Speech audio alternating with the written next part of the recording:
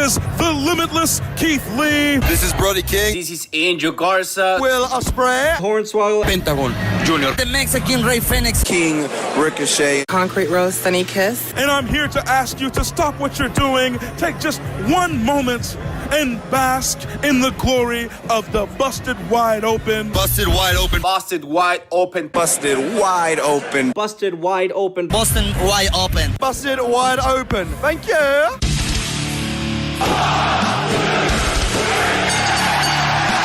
You're listening to the Busted Wide Open podcast, dropping the elbow on the hottest topics in sports entertainment and the world of professional wrestling. With your hosts, Nick Howell and Sir Ian Dangerous. Coming to you from the Orbital Jigsaw Network Arena in sunny Southern California.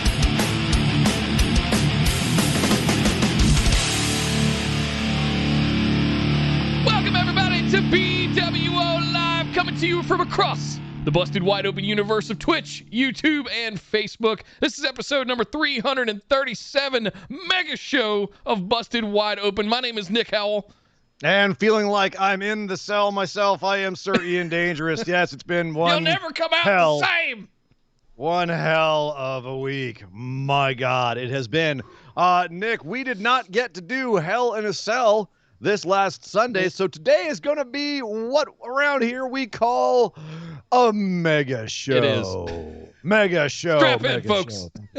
Yeah, we got a lot to talk about, Nick. We got to go over Hell in a Cell. We got to talk about Monday Night Raw. We got to talk about AEW from last Friday, which they keep going on the weekends because the damn NBA Finals, so we keep not being able to do it until Tuesday. My God, we have a lot to talk about. So Saturday next week, like cats and dogs living together, mass hysteria. Mass hysteria. These poor bastards are keep moving their show around. They're getting 500,000. They've dropped like 200,000 people off of their ratings. It's brutal. AEW is getting just murdered by the NBA Finals right now. Just too bad because they're still putting out a pretty good product. They got up to 750,000 for their opening match this week, which we'll talk about later on in the show. So people are still finding them. It's Friday night, y'all. And things are open. Yeah, Dog Ziggler. He knows. He's partying too. It's Friday night. People are back. Like everything's opening back up. Like, yeah, it's Friday night. Yeah. You can't be doing that to people. Come on now. It's interesting. Before we get into the business, I had a little bit of a talking point. I actually posited this in the Discord today. If you guys aren't in the Discord, !Discord, you can get a link to it right there in chat. It's funny you talk so much about that. AEW on Friday nights has actually murdered my enthusiasm to go back and watch Dynamite. Like it's a really weird. What? I know, right? And I'm wondering if it's just a timing thing because I'm so ingrained. Like Wednesday night, I'll watch one of the two. Usually it's AEW Dynamite, and then Thursday I'll watch NXT. Well, that's Tuesdays because we're doing the show, right? Yeah, and then Friday we're doing the show, and then I like to take a couple of days, Saturday and Sunday, to just kind of chill, right? And it's kind of ruined that whole like mechanism that I had for consuming wrestling content, and I find that I'm scrambling on Mondays now to try and catch up. And I feel hurried and rushed, and I don't enjoy it as much as I had in the past. And it's a very weird sensation. And I was asking people in Discord today, like, is anybody else going through this? Like, why not take advantage? Nobody has consumed the good old Saturday at noon wrestling slot since I don't know when. Like, I can vividly remember as a kid getting up and eating my cereal and watching cartoons and then watching Saturday wrestling. Yeah. Why has no one tried to take over that market? But this that doesn't have to be a big dissertation. I wanted to share the sentiment with everybody. This. We talked about this on the Mailbag Show the one time where there used to be the whole block of Saturday morning cartoons, and wrestling was just that was the dessert afterwards. Yeah. But yeah, that's not what that is anymore. And we're grown ass adults now, and there is no more Saturday morning cartoons. Saturday mornings, like you get up, and I don't know what you do, mow the lawn or whatever it is you do over there in your palatial estate. But yeah, I that's not the time. And me personally, like, yeah, on both of our lives, it's been hard to watch it on the schedule because, as I said, things reopened, and outside of this show, I manage bars, and they're open, which means I've been doing 17-hour days for the last week and a half of just doing bar stuff, let alone trying to fit in the wrestling. So AEW not being where it normally is definitely screwed up my week as well. But at the same time, when I finally watched it, it was a good show. So it's still there, but it does, as you say, it makes me wonder, like, who else out there? Obviously, a significant number of people, because the numbers aren't there, the ratings aren't there on their show. A significant number of people don't want to follow them to that new slot. So you know what it is? It's that they tried and failed to counter program Busted Wide Open. And it just, yeah. I'm sorry, guys. It is what it is. Guys. You know, it's not. You did it to yourselves. Try. You know, yeah. Losing 250,000 people per hour because they tried to go against us. I mean, it was worth a shot, right? Yeah. On their part. Yeah. You know, NXT took a hit too when they went opposite us. I mean, it's just they should have known better and stuck to their lane on Wednesdays. But that's neither here nor there, Nick, because we're actually here to talk about something that went down on Sunday. But first, we got to do a little business. Yes, linktree.com/BWO. You guys know where this stuff is. Go over there, like, share, subscribe, follow, do all the things that you guys know how to do. It means a lot to us. It helps get the word around. Thank you guys so much for all of your sharing. Costanza resubscribed with a tier 2 sub for 11 months. Nice. That means he gets a little chicken. Good. Thank you very much, Costanza, for the tier 2, man. Thank you for 11 months straight. Holy smokes. You're about 1 month away from a year at tier 2. Beast. Appreciate it, brother. He also threw in 100 bits, said, finally, a good super show, the BWO super show. That's right. Yeah. A lot of fun tonight. A lot of wrestling to talk about. Also want to shout out Daniel Ante over in YouTube with the £5 super chat. Thank you very much, man. Thank you. British pounds, I should say. Not 5 pounds as in weight, but you got no idea. You know, as I say, cheers. Yes, indeed. He says, hey, guys, can't stay long because I have to lift my sister. Ian, can you translate what that means in Got to give her a ride. He's got to give her a ride in his car. Okay. Yeah. I've to lift my sister. Okay. Not literally pick her up. Right. I didn't know if he was carrying her somewhere or doing press ups with her or something. I don't know. Give her a lift. Just to give her a lift. Thank you very much, Daniel. He's gonna knock her up in the morning, as they say. Oh, whoa! He's gonna go to her house and knock on her door. Where did you go with that? Come on, man. Get up on your British slang. Jesus. Good Lord. Can I borrow your rubber, by the way? Your eraser, like, you know, on the end of a pencil. Nick, where's your mind going right now? Look, bad places. This is sad, I tell you. I'm self-censoring. Big shout out to patrons. Sorry about not getting to the mailbag last week. You guys know why at this point, but we are going to do a double mailbag tonight immediately after this mega super show. What? So it's a mega super show tonight. Oh, so we've got 2 sets of mailbag questions to go through tonight, and there's a lot. That's news to me. There's a lot. Well, I'm gonna strap in. But guys, we got to get started. We got to kick things off, and of course, we're gonna start things with what went down Sunday night. There you go. At Hell in a Cell.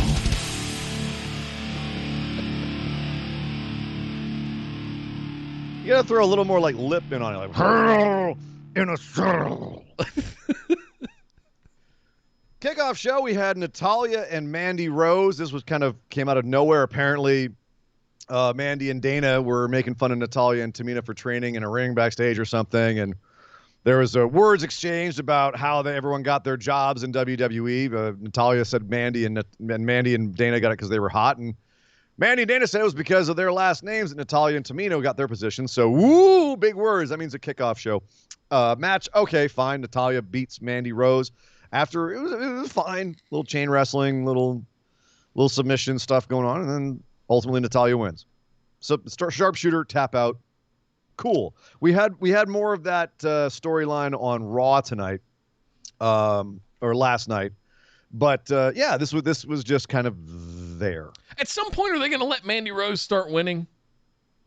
Maybe, actually, maybe, yeah. If this is going to go down like they've booked every other women's tag team feud, at some point Mandy and Dana will just start beating Natalya and Tamina in singles competition every week before finally losing to them down the road in an actual tag team match.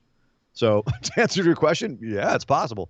I feel like that Mandy came in hot with so much potential, and it feels like it's been squandered at this point. It feels like she's a joke at this point. Wait, and who are we talking about? Mandy Rose. Ali? Oh. Ricochet? Oh. Yeah. Who are we talking about? I'm sorry, I'm lost. I hear you. Otis and Tucker? But sorry. I mean, while I appreciate the efforts of Natalya over the years and the longevity that she's had and the tenure that she's had, I feel at some point like I say, she's not one of the 4 horsewomen, but we're going to have to move on at some point to build new talent. It's the big problem with WWE. I actually feel like Natalya's having a bit of a renaissance, to be fair to her. Okay. Tamina absolutely is. Yeah, I'll give you that for Tamina. Natalya feels like the same Natalya that was there 5 to 10 years ago. Well, she's not farting anymore. But at the same time, she feels like a legitimate competitor. This is the most legitimate she's felt in a long time. Okay. So there is that. But that wasn't really the main women's match of the show. That would be the first match of the night and also the first Hell in the Cell match of the night. Bianca Belair versus Bayley in a cell. Ooh. And this was I thought let's just get right to the point of it, Nick. This whole show is a little bit underwhelming. Totally.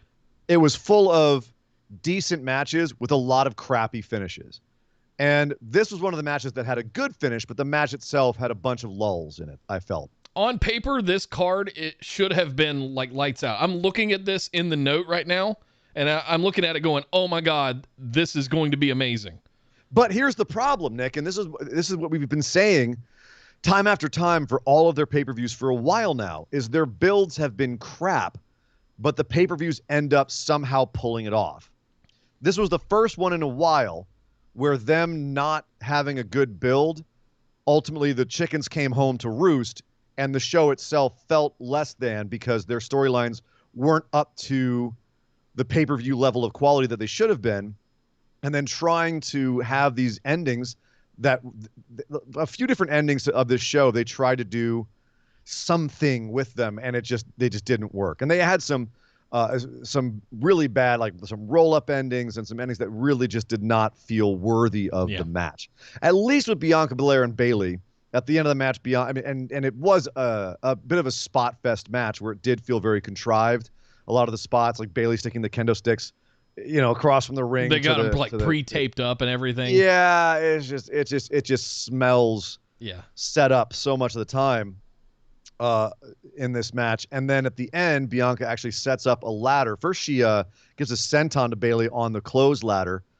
And then as Bayley rolls across the ring, she opens up the ladder sideways so that it's standing up on its side. Yeah. And one of the legs is jutting up in the air. And she gives her a KOD onto that leg as it's standing in the air, which was a nice visual. It did look brutal as it collapsed. It probably sucked to take that move, to be honest with you. And then she pinned her.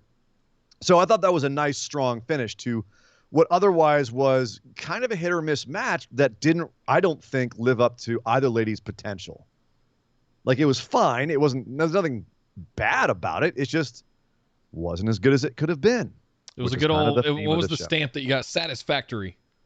Yes. It got the satisfactory stamp. It's not something, you guys know me, I love to go back and watch stuff.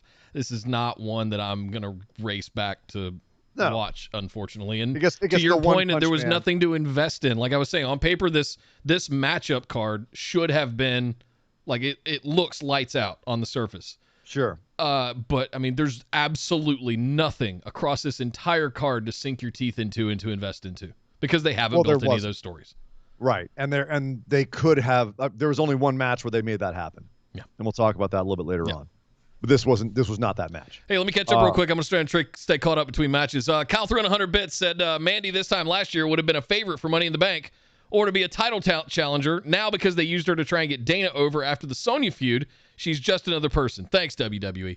I agree. That's kind of my sentiment as well. Like, you could have, off the back of the Sonya feud last year, you could have done something big with Mandy Rose and throw into that Otis. The whole thing with Otis. It was the most over thing in the company. Yeah. And I feel like it's been completely blundered. And she's got the look, the physique, the skill. Like, she could do it. Yes, but there already exists Charlotte and Rhea, so they don't really need her. That's true. Right now. Thanks, Kyle. She's not a presence of either one. Yeah. Costanza threw in 100 bits, said, did anyone else notice all of Cole's botched calls? Yeah. He was off his game.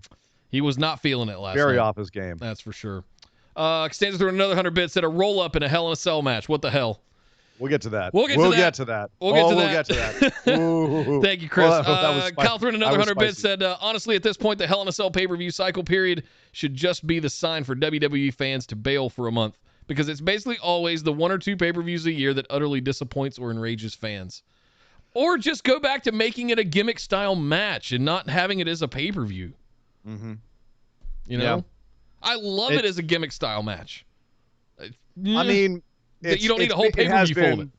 It's been a few years since we've seen an actually like really good Hell in a Cell match. Yeah. And I would be hard pressed to tell you which one that was. But me too. I'd have to go look. That's kind of the point. Yeah. Is that it's disappointing, and some of them definitely enraging. If you go back and listen to our Seth versus The Fiend Hell in a Cell recap where I blew all my F-bombs for a year. Daniel Ante over in YouTube threw in another 5 pounds, said gotta throw in an extra $5 for the incredible translations. By the way, I'm Irish though, so it would still sound weird over in England. Maybe that's how you knew all the translations. Right. Thank you very much, Daniel. Okay. And thank you guys for all the bits. All right, Thank what's next? you very much. Next up, we had Seth Rollins versus Cesaro. And it was just kind of there. They had they had a SmackDown match. Yeah. Like this was just a smack, and Seth won by roll up.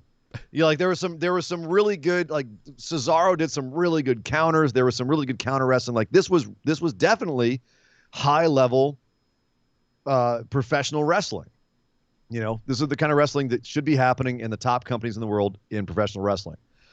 But this is one of the ones where the feud just did not feel hot, which is insane considering that it should be hot as molten lava because Seth tried to end his career. Yeah. And Cesaro's just kind of like, well, I'm just going to beat you in this match. And Seth is just nuts and is like, ha, ha, ha, ha, I'm evil and I'm going to beat you in this match, or whatever he's doing these days. And then it was just a wrestling match. And at the end, Seth just happened to counter Cesaro at the right time. This bothered me because Cesaro started picking on Seth's arm right at the end, slamming into the canvas. And then as he goes to put Seth in a hold, Seth rolls him up and holds his kick-out leg with the arm that's just been damaged. And I know I'm being nitpicky here, but Jesus, that's a major story issue. Sure. Right? Like, you just worked the arm. What happened to the worked arm? For half the match. You're going to roll him. Like, if you're going to have a roll-up finish, at least it's like we always say, it's got to make sense. Yeah. And like, okay, fine. Cesaro's out-wrestling Seth, and the only way Seth can win is by a quick, sneaky roll-up. Is not a bad finish on paper. But it didn't come through. It didn't work. No. It didn't. You got to do it perfectly, and it just was not done perfectly. I also think that they need to blow this off pretty quickly, or we're going to end up in another Seth Mysterio's thing from last year. He does have those feuds that drag on, doesn't he? With nothing really new getting added to the pot. I'm surprised they didn't put stakes in this match of some kind, not Hell in a Cell, obviously, but I mean, like, do some kind of, all right, let's Iron Man, let's Last Man Standing, let's do something. 2 out of 3 falls. No. Dog Ziggler's informing me Cesaro is vegetarian, but I don't think he is. Oh, no, I don't think so either. He just heard steaks and he got all hungry. I think that's his problem.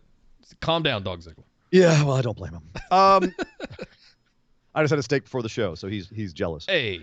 We both knew that Bianca Belair was going to win. Neither of us thought Seth should win here. Why is that? Why do you think Seth should not have won?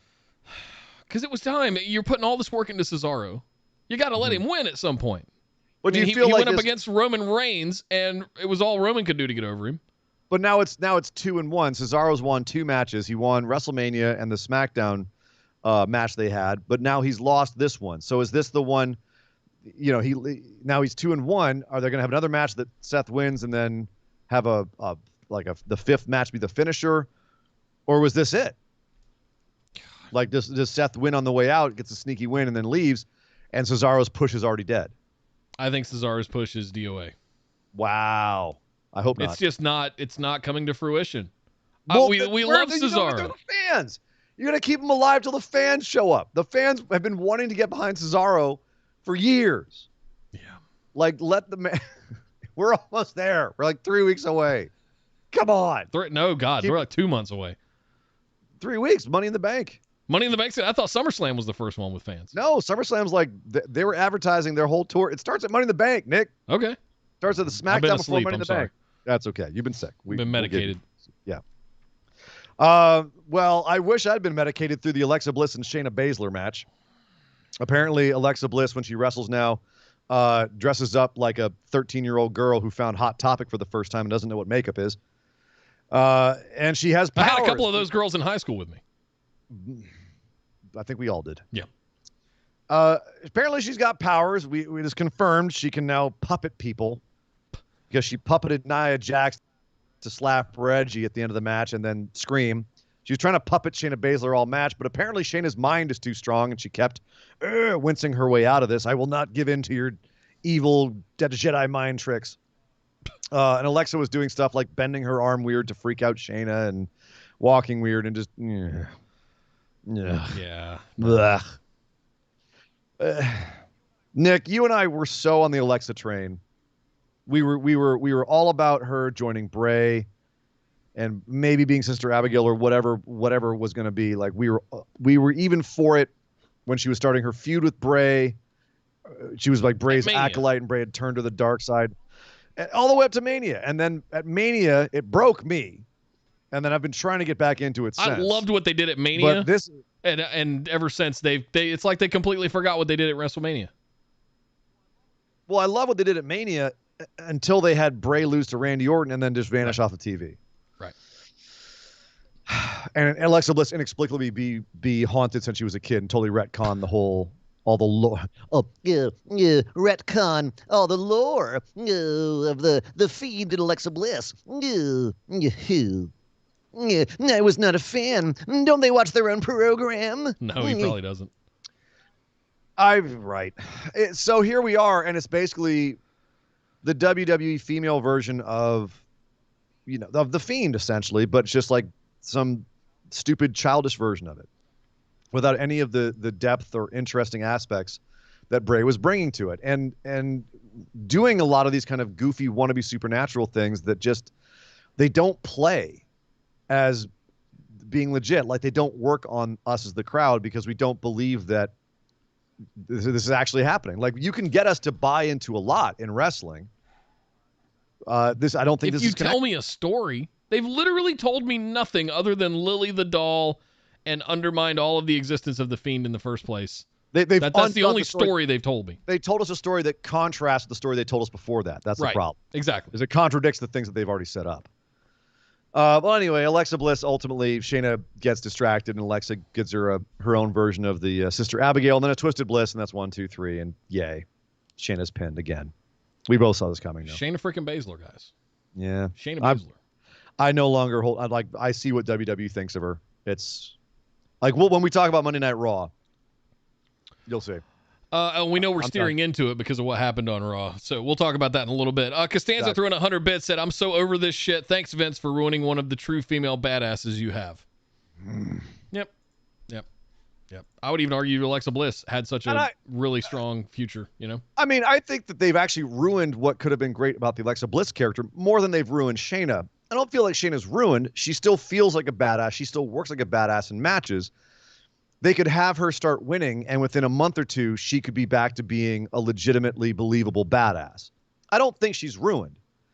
I just don't think that they believe that she is going to be viable for them on a level where they need her to win that much. Yeah. And so ultimately people won't get behind her, and then she'll fade away, and people will always say, well, what if?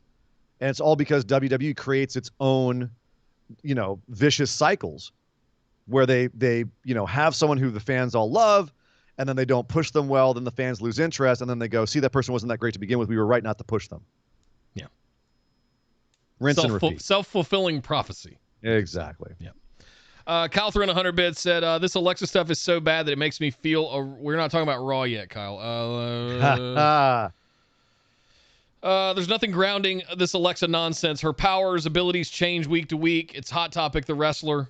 Surface level stuff that looks interesting, but anything beyond that is valid and childish and makes you question what you're doing with your life. Speaking of dating people who went to Hot Topic. Yeah. Oh, vapid. He said vapid, not valid, but yeah. Oh, vapid. Yeah. But yeah, it's so we'll talk about this more on Raw, but this was just kind of, it was there and it was crap. You're right. Sami Zayn and Kevin Owens had a match next, and that was not crap. In fact, I'm going to go fantastic. It was the best match of the damn show. Sure. They told a proper goddamn story. They put a lot of meat. They beat the shit out of each other. They beat the shit out of each other. Sami Zayn was bleeding from the mouth, man, at the end of this. Like, it looked bad. Cole on the commentary desk at the end goes, Sami, you're bleeding all over me. Get out of here. Because Sami started talking, he's just spitting blood everywhere. Spattering blood everywhere. Oh man, I love this because they played this and very smartly as though Kevin Owens was still damaged from the Nigerian nail from who, Nick? Commander Aziz. Thank you very much. I hope you guys know how much it hurts for me to do that right now. Sorry. I love it. So he's still hurt from that. So the whole match was about him trying to fight through that and the fact that Sami then targeted his shoulder, so he didn't even have one arm by the end of the match. So him and Sami were trading punches and he couldn't even move one arm, and then Sami would hit the arm and he'd go, ow!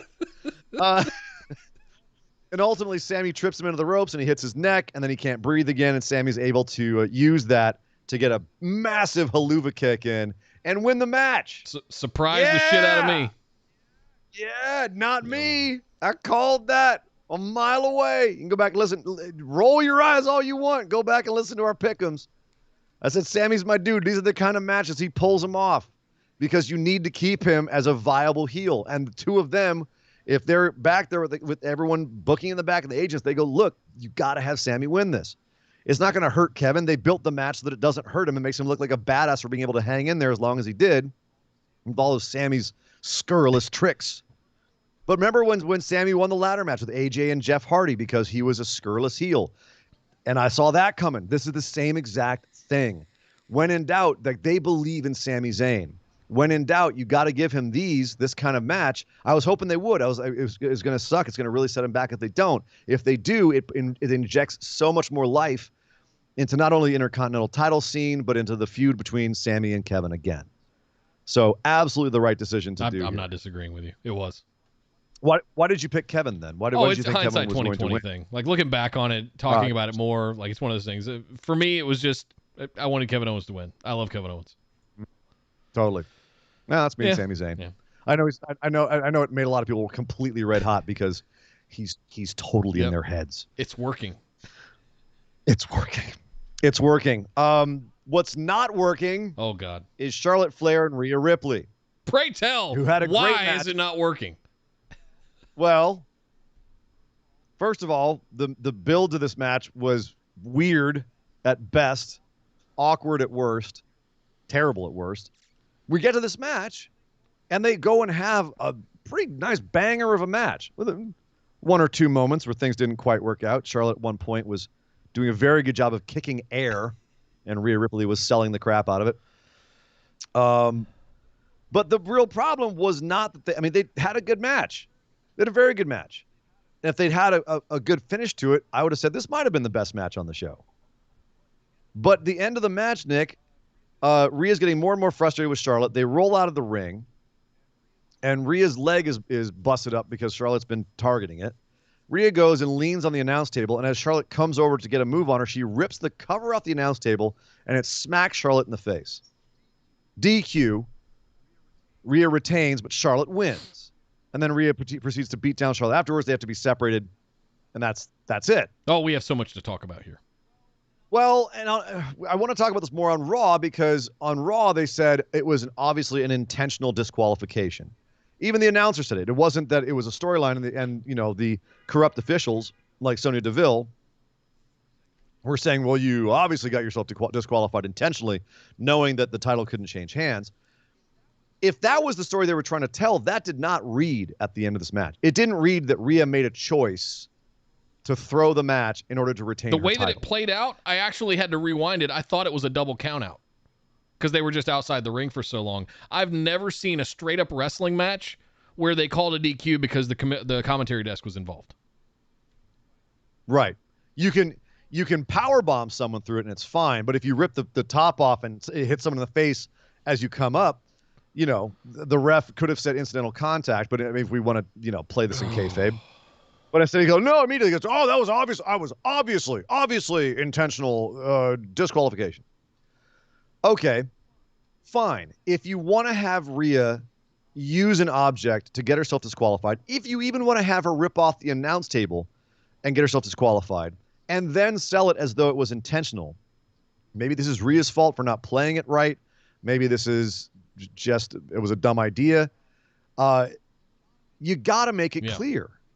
Because right now, one of the big problems is it's not clear what Rhea is, who she is. We know who Charlotte is. Charlotte's very clear about who she is. Rhea is not. And it's hard to root for her if we're being told that she throws matches because she gets frustrated. Thank you.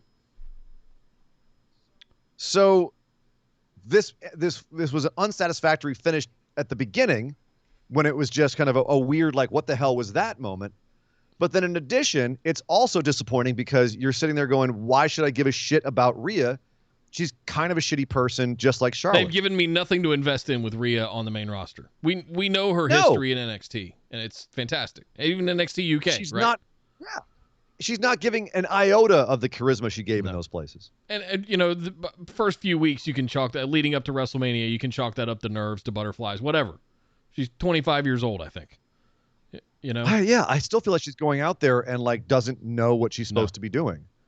Like I'm going to strut around with my title on my shoulder and smile a lot. I'm gonna smirk. I'm gonna smirk a lot. Rhea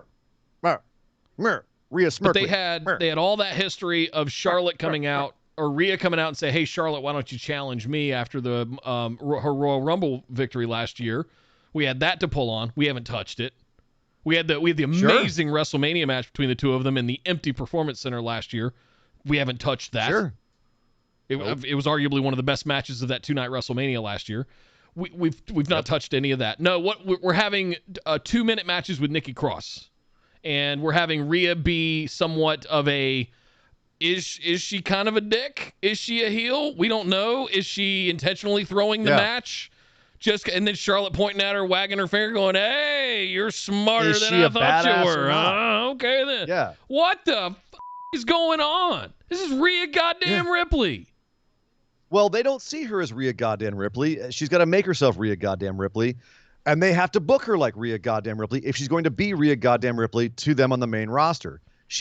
We've learned this time and time again, Nick. What you do in NXT means not a goddamn thing to creative on the main roster. So there is no Shayna goddamn Baszler. There's no Rhea goddamn Ripley. There's not even no goddamn Asuka. Asuka had to reprove herself on the main roster, right? There is no. You come in with all of this pomp and circumstance. You come in as Dewdrop. I don't care what you did back when you were Viper or Piper Niven. Okay? I don't care who you were in NXT or how great you were. You come in as Rhea Ripley and we're going to remake you from scratch. We just don't really know what to do with you. So just go out there and smirk a lot. That's where we're getting now. But how do we call this, Nick? Because I said Charlotte was going to win here. Technically, Charlotte did win the match by disqualification. Right. True. But the title didn't change hands. And I was being very pessimistic and saying that they were going to, that Charlotte was going to win this. But I didn't think that that Rhea should retain. Which she did. I don't know how we call this. Do you want to call it a wash? Or do you want to say we're both right. You're right. And so if anything, it's either a wash or we both get a point, Yeah, which is also kind of a wash. I wish I could wash this match. Well, at least the ending out of my memory. And finally, we come to Bobby Lashley. Kyle threw in 100 bits, said this match felt like between this match and the pre-show, finally acknowledging the history between these two, that they finally figured out what they want to do here in basically Act 3 of the story, and they wanted an out. There are so many things they could have done besides the damn announce table, which has never been a DQ ever. Although I'm not a fan of this we're not so different stuff between her and Charlotte. It shouldn't take 6 months to figure out what to do with Rhea effing Ripley. Yeah, I agree. And the thing with the announce table is what threw everybody. It's why I was confused, because they didn't make it clear right away that it was a disqualification. I thought it was a double count out. And frankly, I wasn't even mad at that. I was like, oh, well, okay, we need to continue this feud. That's one way to do it. Yeah. Double count out, I think, might have been a better idea. It would also have been disappointing. Sure, but I mean, they're so heated in their passion of hatred for each other, they lose track of time, and it's double count out. Like, I can explain that. And that would have played into this, and it would have played into the Nikki Cross story with them, right? They both just lose track of where they are when they're around each other because they hate each other so much. That's a better story. It might have been a disappointing match finish, but we would have been sitting here going, well, at least it makes sense. This makes no sense, and I still don't know who Rhea Ripley is. She's like a dark version of Charlotte, only Charlotte's already dark, so she's kind of like, who is she? We don't know. They don't know. Nobody knows. Thank you, Kyle. At least we know who Bobby Lashley straight. is. He is our champion. He is a badass son of a bitch. And he got into the Hell in a Cell with Drew McIntyre, also a badass son of a bitch. And these two beat the crap out of each other. This is what you should do in Hell in a Cell. You should beat the crap out of each other. They beat the crap out of each other. Drew McIntyre's back looked like 7 miles of hamburger after this match. He was getting hit with kendo sticks. Bobby Lashley was swinging that shit like he was going 400 yards. That was brutal. It was Babe Ruth in there. At one point, we saw on Monday Night Raw as well, Lashley had a big old bandage on his shoulder. I think it was on his right shoulder. Yeah. And it looked just like mat burn or like rug burn or something like that. It just took like the whole top layer of skin off. Oh, that stuff's nasty. They had like road rash or something like mat rash. Matt Rash. But yeah, these two, I mean, the pictures on Instagram, what we saw last night on Raw, they beat the absolute hell out of each other. This was a fantastic match. This is everything I want a Hell in a Cell match to be, honestly, except for the ending. This is not everything I want a Hell in a Cell match to be. This is a very good modern Hell in a Cell match. Why? Because nobody got thrown off the top of the cell? There was no really, truly big spots. True. There was a lot of brutality. There was a lot of, usage of chairs and kendo sticks, and MVP was outside, throwing it, getting his cane in there, and he was running interference for most of the match. Ended up getting into the cage by the end of the match because the ref got taken out, so they had to throw a new ref in there. So MVP just snuck in there with the ref. So the whole idea of people not getting into the cage, well, that's out the window again. Which, okay, fine. It's not like it's the first time. But it did not have that big Hell in a Cell feel. It didn't quite get there. It was a perfectly fine modern Hell in a Cell match. I'll give it that. But as you said, the ending was disappointing because MVP distracted Drew over in the corner as he's about to go for a Claymore and put Lashley away. He gets distracted just long enough for Lashley to come along and roll him up. Rolled up McIntyre. Excuse me. I want to make sure I heard you right. I know I watched it, and I still don't believe what I saw. Two of the biggest kaiju mother in WWE, and you're going to end a Hell in a Cell match for the goddamn WWE Championship with a roll-up? And the end of, here's the thing. It's the end of Drew's ability to challenge Lashley for the title, which, by a roll-up? Yeah. The main event. This is what you're going off air with at a Hell in a Cell pay-per-view. What's funny is it does make it feel particularly insulting to Drew in kayfabe, right? Like, you didn't even lose because Lashley beat you or submitted you. You lost because he rolled you up, dude. Like, that's some extra stank on that. You know what I mean? That's the only thing I can look at that. But that's the only. Did it happen again? They did it on Raw. That's the thing, though. Oh, I just That's can't. the thing is, like, I'm actually, like, in hindsight, like, at the time, it's a disappointing finish. It's kind of like, that's kind of a lame way to end your show. But in some ways, it makes sense, and it makes it kind of worse. And I like that it makes it worse because I want it to really sting for Drew. Because that's good storyline. That's good, the babyface has to lose to then have his comeback. You have to have these really humiliating moments, and that's humiliating. So in that sense, I kind of dug that it was a roll-up. Again, in the moment, I didn't. I was like, well, that's lame.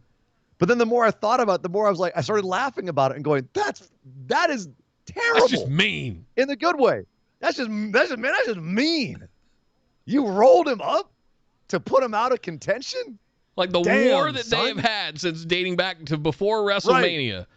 And this is how the whole feud's going to end is a roll-up inside Hell in a Cell. That's what I'm saying. The irony is so thick on this. Like, it's just, it's brutal. You can see in Drew's face afterwards. He was just heartbroken. He was like, I just got rolled up inside Hell in a Cell. No! After all that talk about William Wallace and freedom. Robert the Bruce. Robert the Bruce in a cave with spiders. and I got rolled up inside Hell in a Cell. This is the worst. I want to be clear in that I in no way, shape, or form condone ending a Hell in a Cell pay-per-view, a Hell in a Cell match at a Hell in a Cell pay-per-view with a goddamn roll-up for the WWE Championship. No way at all. It sucked. No. It was stupid. Not condoning it. Especially between, like, if you had, like, Ricochet versus Riddle, and you want to sneak a roll-up in because one of them's distracted, sure. Not these two. These are two of the biggest dudes in wrestling. And you're going to roll them up? But isn't it kind of the... Yeah, I know. It just makes my insides hurt. It's just like, what? Really, guys? We've invested so much into this. Oh. It's a bad way to go home from a pay-per-view. But again, like, the more I think about just the things that, like, I don't know. As the more I think about Drew's character, the more I think about the kayfabe of it, the more I like the idea of it. Again, in hindsight, looking back at that, like, if I watch the show again, I'd probably still be like, man, that just does not feel good to have that at the end of that match. But, like, if I look back on it, I'm going to think, dude, you lost to Bobby Lashley in a cell with a roll-up, and now you can't challenge him again. It sucks to be Drew McIntyre right now. Like, I'm going to laugh at that. I'm going to go forward not thinking about that was a crap ending to this match. I'm going to go forward thinking that's a really funny end to their feud. I mean, funny's a word, I guess. Funny's definitely a word. I mean, what's not funny is you picked this. I was being all pessimistic. I'm like, no, they're going to put it on Drew, and then Lashley's reign's going to be over, and grumble, grumble, grumble. And you were like, nah, man, they're going to keep it on Lashley. And you were right, which means we tied in the pick'ems, which is not very exciting. But at the same time, It is for me. I didn't lose. Well, that's true. That's true. Yeah, it's good. But having a tie in the pick'ems is kind of like having a roll up at the end of a pay-per-view. It's just not as satisfying. It kind of leaves more to be desired for sure. That's true. Well, luckily there was plenty more to be had, Nick, over on the show that followed this, and that show, of course, is Monday Night Raw.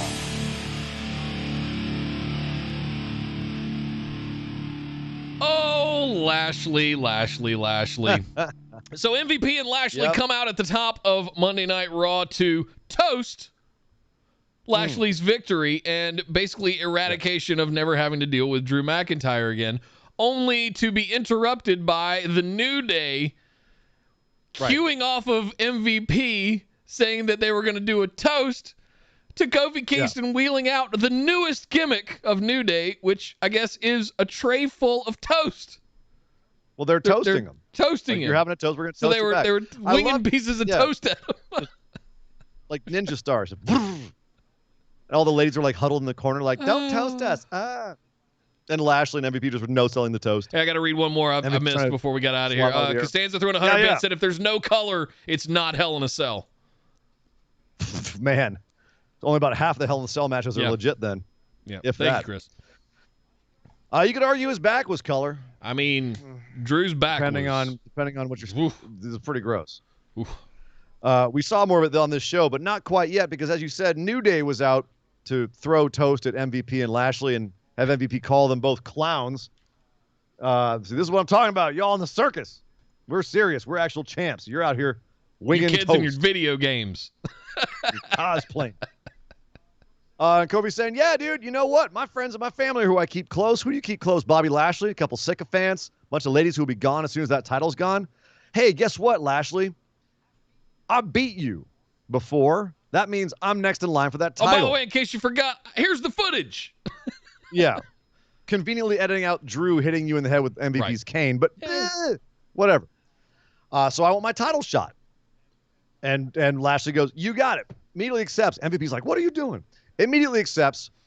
And then Lashley kind of loses the plot here, but we end up getting to Lashley wants to take out Xavier Woods first so that he and Kofi can have a one-on-one match at Money in the Bank, which is still 3 weeks away, I think. So that's a long time for Woodsy to be out if he has a match with Lashley, but whatever. And Xavier says, cool, I accept, you big toxic masculine meathead. I'm a Renaissance man. I'll be happy to whoop that ass inside Hell in a Cell. What? I guess USA wanted their pound of flesh too. I was going to say that the cell's still hanging above the ring. There were reports that USA was not happy that Fox got a Hell in a Cell match on last Friday, so maybe they just trumped this together to get USA a Hell in a Cell match. Oh, goody. 4 Hell in a Cell matches in 3 shows. Not that that's devaluing the match stipulation at all. No. Do you think that was network pressure, Nick, or do you think it's just lazy creative and they just wanted to use that cell one more time? I mean, it's 5 tons of steel. Do we even talk about diminishing returns? Yeah, my ass. You'll never be the same afterwards. It's aluminum chain link fence, for God's sakes. Who knows? It might be galvanized steel. It doesn't weigh 5 tons. I've been thrown into chicken wire before. It doesn't not suck. Don't get me wrong. It doesn't not suck. It's not fun. That shit is hard and it will take your skin off. But, it's wrestling. It's hyperbole. It's 50 feet tall. It's half the size of the Empire State Building. The diminishing returns too. It's just like, okay, it's Hell in a Cell. Cool, and that's whatever. the problem. It's diluting. It's watering it down. Diminishing returns, right? Yeah. And it wasn't like Lashley and Xavier ended up having a bad Hell in a Cell match come the main event of the show. It was fine. If you told me in the year of our Lord 2021 that Xavier Woods and Bobby Lashley, the champ, would be having a Hell in a Cell match on Raw, I would have called you insane. But it just happened. And yet here we are. And it was cool. Xavier Woods got to step up, show some stuff, show some grit. And he showed it. Show some I'll elbow drops. give him mad props. He went at him. It was the fierce underdog babyface against the monster champ. It was exactly what it needed to be. And at the end, it's just the champ was too much of a monster, locked him in the hurt lock, tapped him out. And then, MVP scuttles into the ring, locks the door, and Kofi's trapped outside while Lashley keeps him in the hurt lock and just scrapes his face across the steel. As Kofi's screaming, like, let him go, as we go off the air. Good stuff. Let's talk about this. Good match for Xavier and Lashley. Good go-home image. Kofi Kingston is getting the shot we wanted him to have at Lashley. This is all good stuff. That's all right. We're in the picture. This is all going in the right direction. Wouldn't you say? Yeah. I enjoyed this immensely. I did too. I liked his coast-to-coast elbow drop onto the table. That looked awesome. Absolutely. Yeah, a few very good spots in this. Yeah. But at the end of the day, so we get Kofi Kingston versus Bobby Lashley at Money in the Bank for the WWE Championship. Any chance Drew couldn't do it in 27 tries? Any chance Kofi Kingston pulls this off? Not in a million years. Yeah. No. It's we got to keep this on Lashley for Brock versus Lashley at SummerSlam. Oh. Yeah. Hot take. You heard it here first. Remember this moment. All right, I will. June 22nd, 2021. So now we're going to move from the main event scene that's going more in the right direction to the women's title scene, which is staying right where it was. We just talked about their match at Hell in a Cell. Rhea Ripley gets called out to the ring and told by Adam Pearce and Sonya Deville that because she, quote unquote, intentionally got herself disqualified, that's not how a champion should act. How dare you cheat while we let Bobby Lashley have MVP running around cheating all the time. How dare you, Rhea Ripley? We're very mad at you. So you have to face Charlotte again at Money in the Bank. Yay. And Charlotte comes out to be like, I mean, honestly, Rhea, I thought that was very clever of you. You're just kind of like what I would do. We're getting it again, Nick. Yeah. We're getting... it's the same shit. There's nothing has been added to this feud. No. Nothing's been added to Rhea's character. Nothing's been added to Charlotte's character. We found out nothing new about either person, either wrestler, there, except for the suspicion that Rhea Ripley might have cheated to retain her title. Which is that really something that you want to put out there for a character who you're putting against one of your most just distasteful heels in the women's division. But she didn't cheat. It was strategic because she's smart. She's clever, in the words of Charlotte Flair. It doesn't read. It doesn't doesn't either. And Rhea doesn't need that kind of shit. She needs to just be a killer. She just needs to be a badass holding that title. Be like, I don't care what you say. I'm just going to whip your ass. Yeah. I don't feel understand what's going on. I don't think they understand what's going on. I'm starting to get really frustrated. I feel like they're coaching her to smirk as much as she does, and it's killing me. Yeah. At this point, I know I've just spent a lot of time talking about it on the show, but at a certain point, it's literally all she's doing. She's not giving at it. Like when she came out to the ring, and they were saying, "Well, you know what you did on Sunday?" She goes, "What are you talking about?" And immediately goes into the smirk. It's like Finn Balor with the smile, where you can almost tell they're being coached to do something because it's so goddamn unnatural. Yeah. And they're doing it way too much. And he really has, since he came back to NXT, he's barely done it. Man, he hasn't smiled once. he's like, I'm making up for all those years I had to smile 24/7. Yeah. I'm so mad. And I'm so mad and so cool. I don't know what that is. I'm so mad and so cool. There it is. That's the Irish one. But yeah, and here's Rhea now on the main roster, like, go out there and smirk. And so she's smirking up a storm. Her face is going to stay like that. She keeps it up. Yeah, it's just another. I feel like they misunderstood their own story here. It's kind of like when they had Becky turn on Charlotte and they didn't realize that everyone just hated Charlotte in that because it felt like Charlotte was taking away Becky's chances and Becky's spotlight. And then they were so confused when everyone cheered for Becky when she hit Charlotte. And they, for the first couple of months, they were like, no, Becky's a heel, until they finally realized, oh, wait, she's not a heel. And Road Dogg, numpty that he is, the entire time was saying, no, you fans just don't understand what the complex storyline that we're trying to do here with Becky. And then finally he was like, oh, we knew she was face all along, which they obviously didn't. That is what seems to be happening here, where they I don't know what they're trying to what story they're trying to tell here. Yeah. But I think they're thinking that the actions they're having these people do are generating a response it's not doing. And some of the biggest Rhea Ripley fans, it's right. It's tone deaf. That's a perfect word for it. Some of the biggest Rhea Ripley fans we know, Kyle, are sitting there going like, what are you doing? Yeah. This is not the Rhea Ripley we want. We see her potential. We see what she could be. We want to like her. And you're making it harder. Why are you making it harder to like someone we want to like? Speaking of which, Kyle threw in 100 bits. Oh, go for it. Thank you, Kyle. He said, calling my shot. Drew wins Money in the Bank, but can't cash in on Lashley because of the stipulation. And the moment Brock wins at SummerSlam and Drew cashes in to go right back to status quo. Because everything about WWE booking has told me that that's going to happen. Like Cena winning the Rumble to face The Rock, again, that got me to quit watching wrestling until Kofi Mania. Yeah. Thank you, Kyle. Poopy. I don't know what else to say about this. Between Hell in a Cell and this, I'm at a loss. And now we're going to continue it because Sonya Deville books. And they didn't even make that clear. Sonya Deville is pulling the strings on this. Well, it wasn't even that. It was just kind of out of nowhere. Oh, so I guess that's your version of an apology. So, or your way of asking for a rematch. Okay, well, you can have one at Money in the Bank. What? Yay! What? How exciting! Shouldn't she? No. What? Well, don't worry, Nick. Speaking of Money in the Bank, we had a bunch of Money in the Bank qualifying matches, which is always a good time. Thank you. Thank God. Matches with stakes. Yes.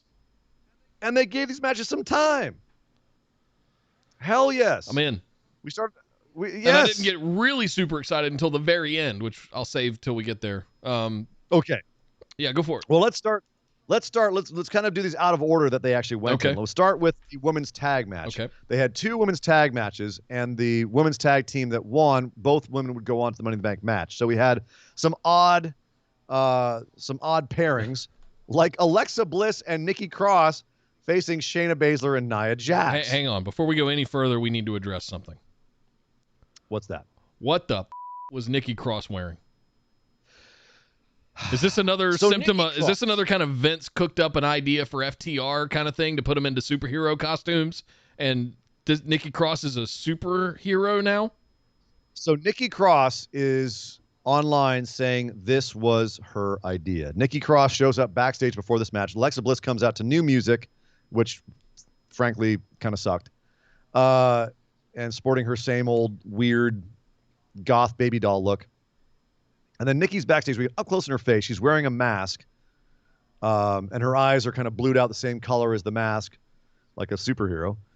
And she gives us a speech about how she's been feeling so good lately, and all the things that she's been going through have made her feel like she wants to express herself in a more external way as to how it's making her feel inside and how it's giving her this new like hope and internal power. And she wants to let everyone see that and also experience that through her, so that anyone else who feels like they can't do it or they have shortcomings can look at her and say, yes, I can. And they pull back, and she's wearing a full-on superhero getup with little mini cape, just tights, everything. And obviously, immediately the internet blew up and was like, oh, she's doing the hurricane. She's doing Mighty Molly.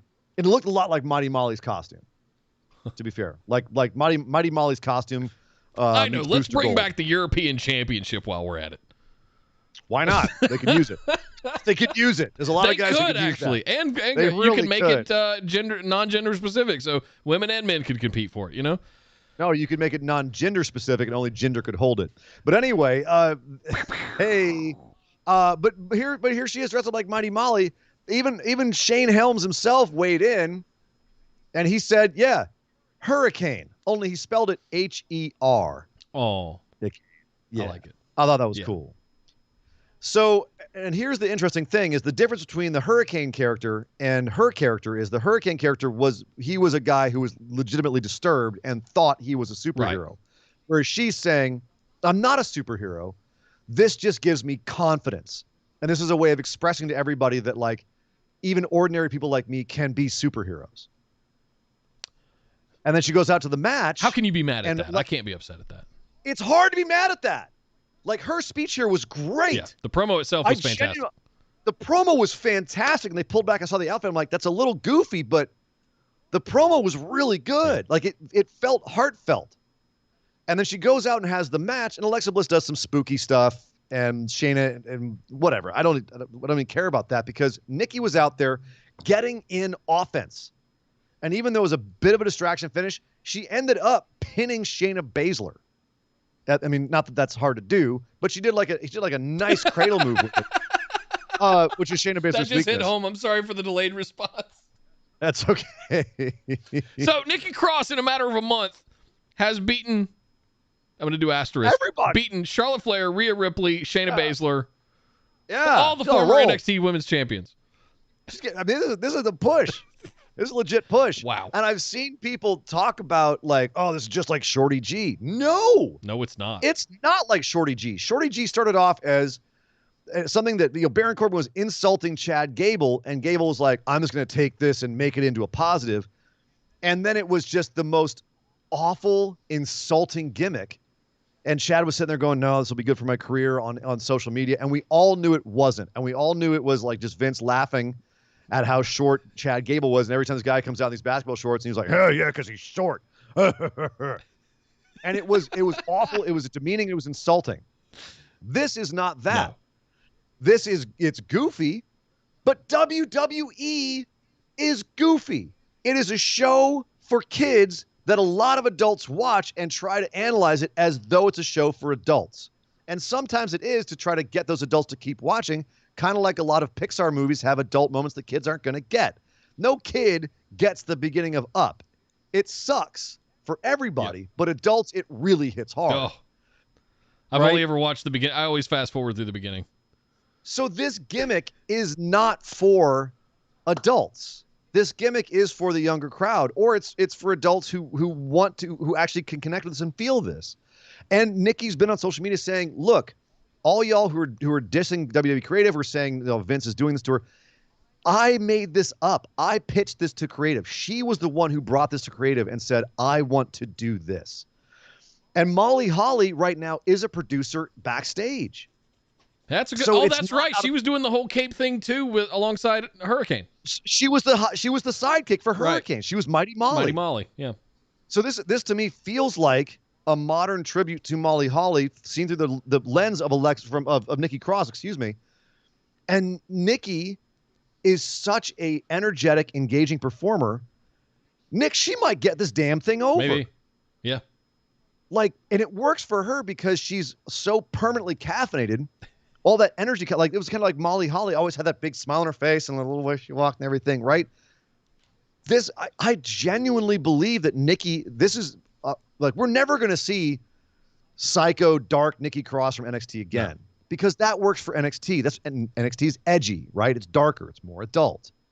Main roster WWE is not in that. Like, they try to be, and it always ends up being Alexa Bliss. It's ironic we're talking about this too, because I randomly over the weekend dug up No Mercy 2001. Hurricane Helms, Shane Helms is European champion alongside Mighty Molly in their costumes, right?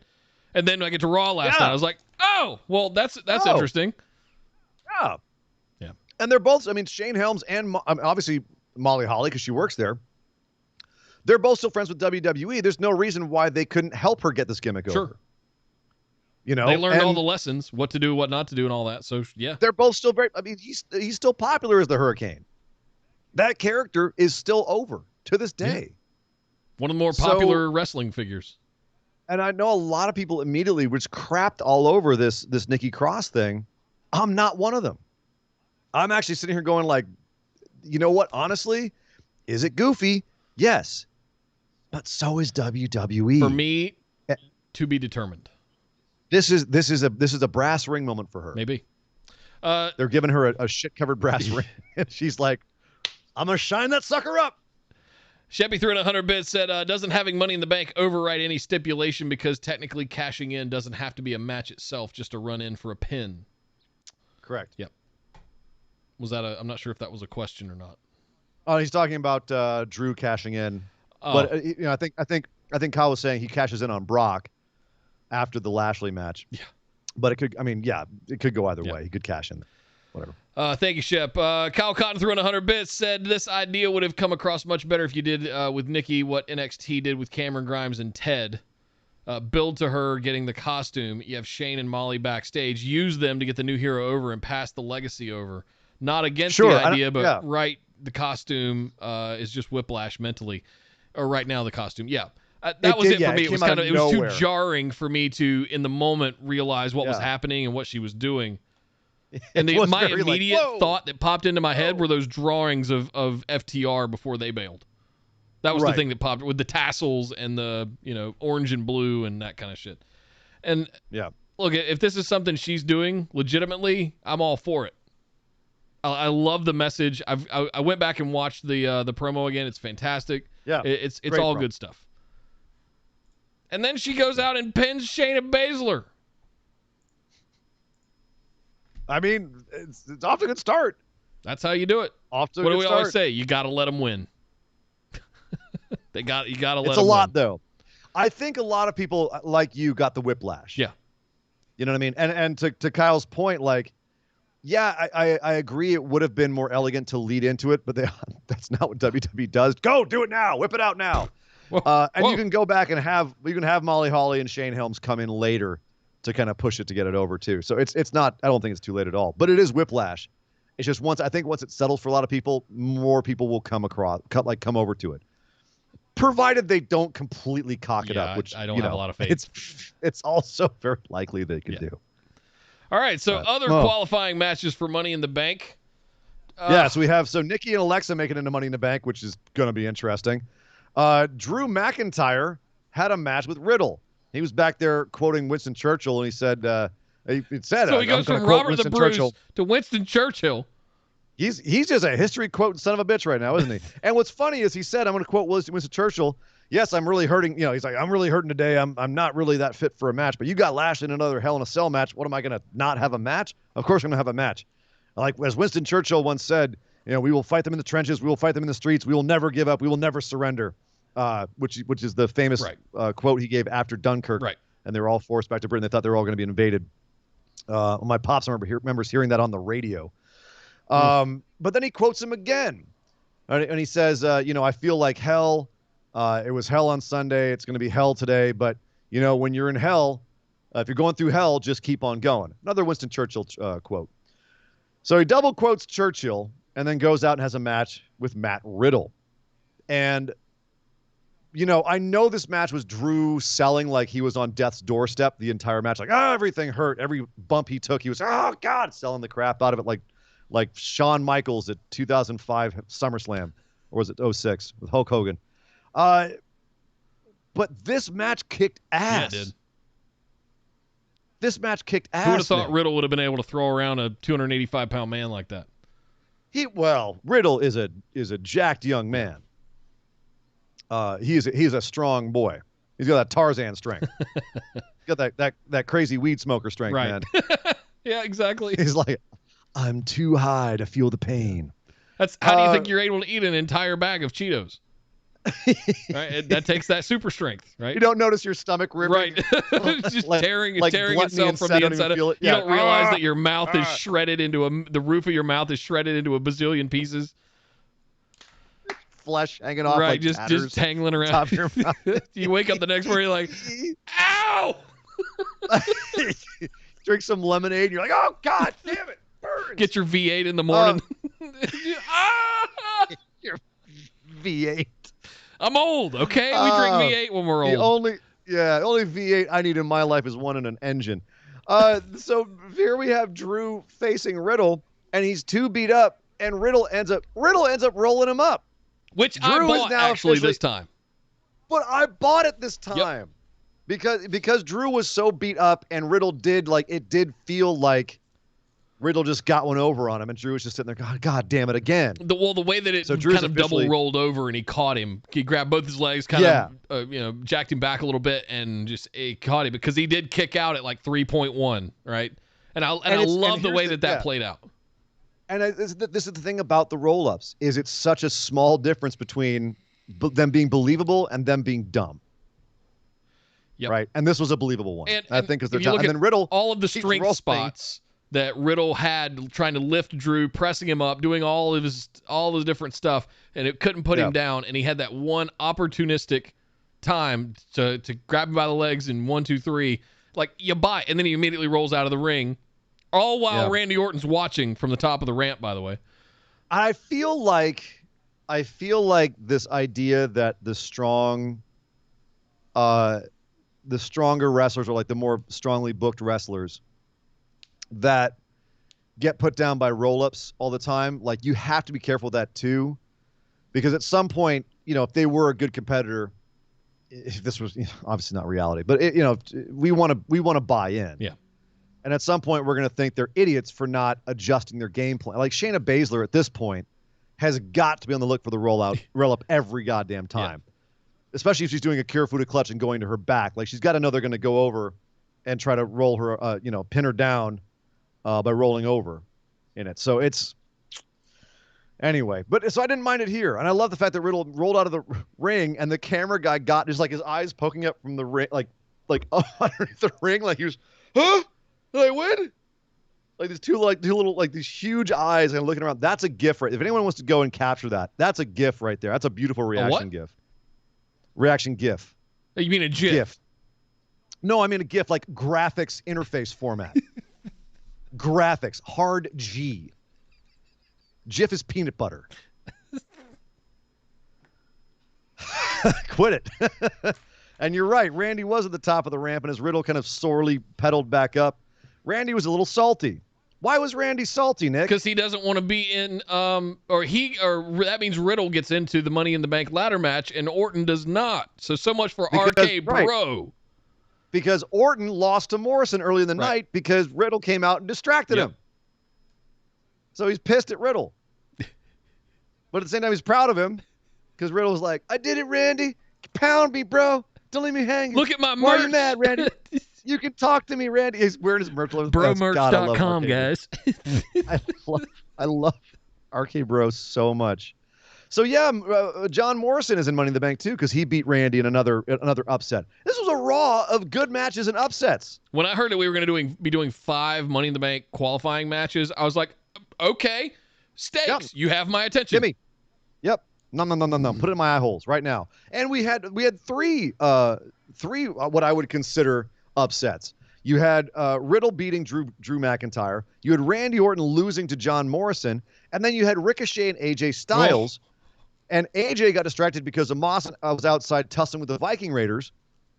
And so AJ gets distracted, takes too long to put a phenomenal forearm on Ricochet, and Ricochet counters it into a recoil, which looked nasty. And he gets the 1, 2, 3. Ricochet's going on to Money in the Bank. Talk about somebody that could use the Money in the Bank contract. Oh, Ricochet. I mean, he ain't gonna win it, but I'm glad to have him in the match. They better not put it on. Can I point out something, Nick? Ricochet and Morrison in the same Money in the Bank ladder match. Now now the downside is they may screw us on this because we had Sonya Deville and Adam Pearce running around backstage. They broke up some sort of brouhaha, which involved a whole bunch of wrestlers standing around and staring at each other. Jinder Mahal and his two boys, Cedric Alexander, Jeff Hardy, Sheamus, all standing around yelling at each other. And Jinder says, they're all mad because they weren't involved in the Money in the Bank qualifiers. And they go, "Oh, Sheamus, you could have done it. Your nose isn't broken. You could defend your title."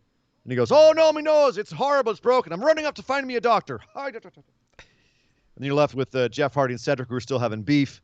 And Jinder says, "So what happens if one of the participants in the Money in the Bank ladder match can't make it to the match?" Just curious. I'm just Sean T asking. And then Cedric also kind of goes, "Huh." So do you think that Jinder and or Cedric get involved in some way to take out Morrison, Ricochet, or Riddle? I hope not. I hope not too, because right now you're looking at a damn good ladder match. We're not done yet. So at the end of the night, they announced that because there's going to be a last chance triple threat for Randy Orton, AJ Styles, and Drew McIntyre. And if you had told me that was the main event of a pay-per-view, I would believe you. It's gonna be the main event next week, that's for sure. Yes. So we're gonna get a pay-per-view match, triple threat between those three guys. Last chance qualifier for Money in the Bank. Who wins it? What? Okay. Who wins it? My heart wants AJ. Let me think for a second. Who we got in there? Ricochet, Riddle. AJ's got I would love if Morrison. AJ were in there, but he's got that feud with the Viking Raiders going on. I don't think he goes in because he's going to have that. My heart wants AJ in a ladder match. I am scared that they're going to put Drew in and give him the briefcase. I am too. I really am scared that they're going to do that. And we're going to just keep running this shit back over and over again. The St. Kyle prophecy will come true. Yeah. That would not be good. Randy in there would be interesting. Well, I think Randy and Riddle, the dynamic between those two could prove interesting. Exactly. Absolutely. I think Randy's the most interesting of the three to go in the ladder match. So, fingers crossed for that next week. And not Jinder. I mean, and then the only other way that could be good, if Drew wins and gets in, is if Jinder comes along and takes out, I don't know, Morrison or Ricochet. And then Jinder and Drew are in the same ladder match, and Jinder screws Drew out of the briefcase, and they go and have a feud. Can I also that's fantastic. Can I also just throw in, how good is Miz in a wheelchair? Oh my God! It is like when you think he can't get any more of a dick heel, you put him in a wheelchair, and he's ringside squirting you with the drip stick, Randy Orton. I am mental over how good Miz has become the last few years. He's going all never the way back to like Sandow forward, like just that whole whole era of the Miz has been one of my favorite things in wrestling. He's been great for almost 10 years now, if you believe it. Like it's crazy. Yeah. Like the dude is fantastic, Mizdow, and you can tell.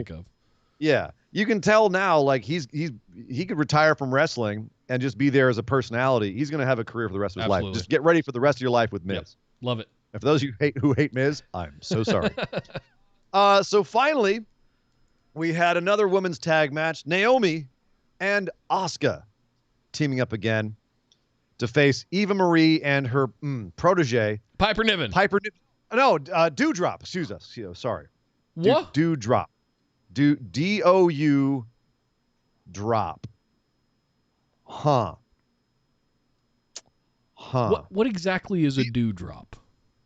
Like Apparently D-E-W, like a it's drop Piper of Niven. dew that hangs off your windowsill? I don't know, but the way that Eva Marie and Piper Niven, I refuse to call her Dewdrop. Piper Niven, I'll call her Viper. Screw it. I'll call her Viper. It's War Machine. Sorry, my Tourette's acted up there. Wrestling Tourette's. That's funny. Wrestling Tourette's. Eva Marie and Viper come in, and they go up to interview them, and Eva Marie says, "Oh, this is my protege." Looks her up and down, looks Viper up and down, and says, "Dewdrop." And poor Piper Niven gives her a look like, "What? What? You what? You numpty? You what?" And then she's like, "Okay, whatever," and goes along with it. Last week, Eva Marie basically let Piper Niven win the match over Naomi, and then got on the mic and announced herself as the winner. This week, they go out. There's a bit of a match. It's actually a lot of Piper Niven looking pretty awesome in the ring. Like, yeah, as anyone who's watched NXT UK or her in the Indies knows, she's actually fan-goddamn-tastic in the ring. She's really good, and her facial expressions are just tailor-made for WWE. She knows to just go huge with her facial expressions and her reactions. She's going to be, I really do think, like, they're going to see a lot that they like with her. They can do a lot with her. But ultimately, they lose the match because she tags out. Eva Marie tries to come in and steal the win over Naomi, who's been laid out by Piper Niven. She goes to, like, pose and take the pin, and Naomi kicks out. She immediately goes, "Shit!" and tries to tag out to Viper, who's like, "Remember last week?"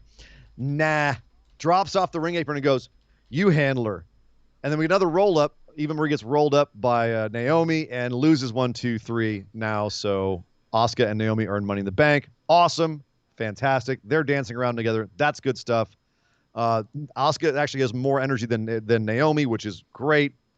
She traded up from Lana. Well, I was gonna bring that up. Does this feel awkward that we've replaced Lana with Asuka at this point? And did you get the vibe that Naomi felt like she was a little bit upstaged? I couldn't tell if she was selling or what was going on. She just looked like she just wasn't there. Like she was just kind of empty. She was like, yeah. And Asuka was just like, all this energy. I still say I wish they'd gone with Kroska. But obviously Nikki had to do her superhero thing. But Kroska would have been, that's still my dream that one day we'll get there. Yeah. But I'm not mad at Naomi and Asuka. Fine. I don't think they're going to be tagging long term, although I wouldn't be mad if they did. But yeah, Money in the Bank for both of them, great. And frankly, I know there's a lot of kerfuffle being made about the name Dewdrop, including here on this show. But the fact that they're already showing tensions between the two of them, the fact that she's already showing she hates the name, makes me more hopeful. It makes me more hopeful. In addition, Nick, I'm gonna say this now. Uh-oh. You and I both were. I think I used up an F-bomb or two on this. We were both pissed Eva Marie was coming back to WWE. Uh-oh. Don't tell me you Is it our changed your time? mind. I've changed my mind. Oh God, no. I'm gonna eat crow. I'm gonna eat crow. No. WWE worked? No. Here's why. We just lost half our base. Literally, the numbers just dropped in half. Let me explain. Okay. Hear me out. Hear me out. Hear me out. I'm not. She's being used how she should be used. She's being used as a self-obsessed, narcissistic asshole heel who never gets in and wrestles. She's there to troll the fans.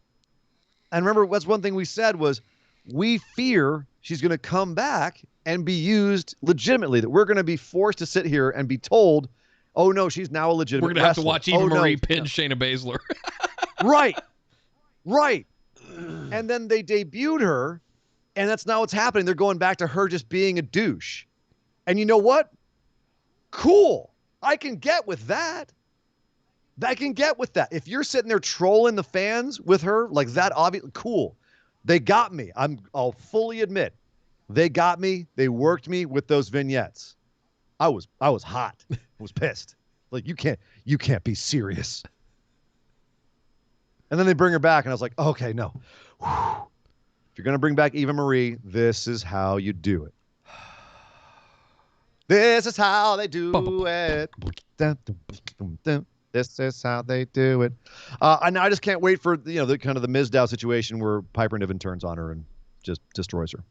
So, yeah, the only thing here that I have a beef with is the Dewdrop name, and that's more like a gripe than something serious. I mean, how do you hate that name that much, or is it something that's kind of like it's awful, but it's doing exactly what it was meant to do, which is what? Irritate us, troll us. How long do you think it lasts? Not long. No. In fact, I don't think this Eva Marie thing lasts as long as people think it might. Listen, we just kicked Samoa Joe off of main roster, for God's sake. Well, all right. Yeah, Samoa Joe doesn't have Eva Marie's assets, if you will. Her Instagram followers is what I'm talking about. Oh, I'm talking about all her social media followers. Her social media followers. Gotcha. Okay. Yeah. That's what I'm referring to. This Eva Marie experiment, I'm going to get on the train and I'm going to ride. Excuse me, guys. My voice is failing me. I'm going to get on the Eva Marie train and ride and see where it goes and eat my popcorn and just laugh when the train just derails and it goes off the tracks again. Because they tried to push her to the friggin' moon, put her in all these weird gowns, and it was wardrobe malfunction after terrible wrestling move after whatever. We've been down this road. I know where this goes. It's not going to end well for us, and it's not going to end well for Eva Marie. And my favorite thing here is that Piper Niven is actually going to get over because of it. And if we get Piper Niven on main roster as a legit wrestler, so be it. And I will I will take that. I'll take that suicidal knife in the chest. I'll take that sacrifice just to get Piper Niven on main roster TV, because we need legit big women in the division. We need legit monsters, and we need that kind of someone who is that good as Piper Niven in the women's division. It's needed. She's everything that I think Vince wanted Nia Jax to be. She's good on the mic. She can actually wrestle. She can actually do high spots. Yeah. And she's a big girl. So I was going to say T-minus how long till they do something distasteful with her. That's what I'm scared of. Oh wait, too late, because the way Eva Marie looked her up and down is like dewdrop. That wasn't the only thing distasteful. Before we get out of Raw, we have to talk about Jackson Riker. Your boy. Your boy, Jackson Riker. So, why was he flogging himself? I don't know, but we have some people to catch up with before we talk about this, because this is going to take a second. Costanza throwing 100 bits. Says they realized they released Alistair, but they gave Eva. Give me a break. Yeah. Yeah. And everyone's crapping on me now. Yeah, I mean, just. Yeah. Abe said he was literally going to cancel everything, but he agrees with you. Sorry. Hate to say it. But it's true. It's true. Just as true is the fact that Nick just said that Jackson Riker was flagellating himself, whipping himself. What is flogging? Flagellation. Self-flagellation. What is flagellation? It sounds like flatulation. Did he have gas? That's what your mind is thinking. Yes. Dona eis requiem. Who's the guy from, what was it, Da Vinci Code or something? I can't remember what it was that was probably trying to flog himself. Yeah. Or the new Castlevania series, for those of you who watch cartoons. All right. So, yes, Jackson Riker is now contemplating all the horrible things he's going to do to Elias and smacking himself with the strap he's going to use in the strap match that he and Elias have next week. Mansoor is backstage, very disturbed by this activity, as I think we all were, and asks Riker for advice. And Riker just kind of stares at him with a 1,000-yard stare, doesn't say anything, and he goes, cool, I'm going to leave. And Riker goes, don't trust your friends. or those close to you. Don't let your enemy get away. That's what he says first. Don't let your enemies escape. And Mansoor goes, what? That's right. If you let your enemies escape, those close to you will turn on you. Don't let them escape, or they'll come back to get you. Some sort of creepy nonsense like that. And then goes back to slapping himself, and Mansoor goes, cool, I'm going to leave. And he backs up into Ali, who's standing there, dick heel in a suit. And Ali says, hey, Mansoor, why don't you think about why you're not in the Money in the Bank ladder match, qualifying matches, and neither am I. Why don't you think about that? And then he turns back. They both look back over at Riker, who's still slapping himself. And that was pretty much it. That's a weird segment, dude. That was weird. That was a weird segment. I was weirded out. Where in the sweet smell of roses is this going? No idea. Wow. Jesus. You cut his hair, you shave his beard, the things that made him look like a monster, and now you have him in the backstage like flogging himself. Yeah. All right. Maybe we're all being worked, and the whole reason they kept Jackson Riker around was to just like give him weird gimmicks and humiliate him and have him beat himself up and shave his beard, and they were going to like just kind of take him apart piece by piece and then release him? Maybe.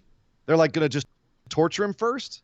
I mean, it takes years to grow that kind of beard out. I feel bad. I'm saying, cut your beard, Riker. Oh, but it took me years to grow this. Cut your beard.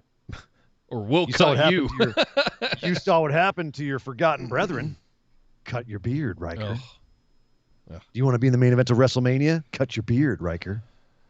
Whip yourself, Riker. I want to be out of this segment. You don't like BLM? Whip yourself, Riker. Whip yourself. Yeah, it's a funny irony. Is he backstage paying penance? You know? That's what I'm wondering. Yeah. It's like, are they torturing the guy? Anyway.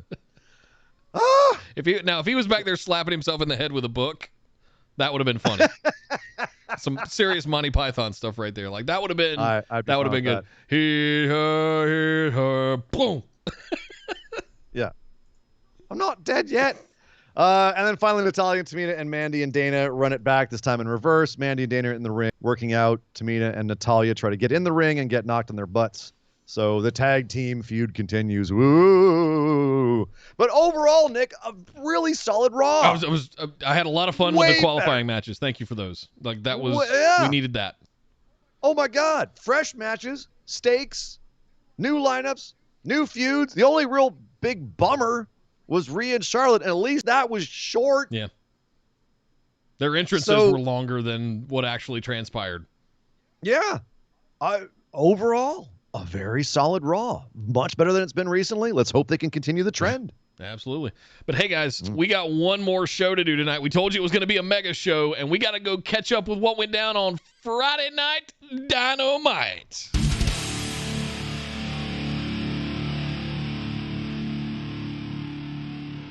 Oh, my goodness. I did not see this one coming. When they said they were going to have Jake Hager and Wardlow have an MMA fight, I didn't know they meant they were going to bring out an octagon. Well, I heard cage match. Like, I was thinking, okay, cool. We're going to have a steel cage match. We haven't had a lot of these in AEW. We're going to have a steel cage match. Fine. Okay. Just between Hager and Wardlow? Hell yes. Put that in my eye holes all day. I guess it wasn't technically an octagon. It was a six-sided ring. But still. Doesn't matter. It was a cage match. How many is that? Is that that's a hexagon? Yes. Yes. Hexagon. Yes. Yeah. It's opposed to a pentagon. Hexagon. It's a TNA ring. Right. Septagon. Octagon.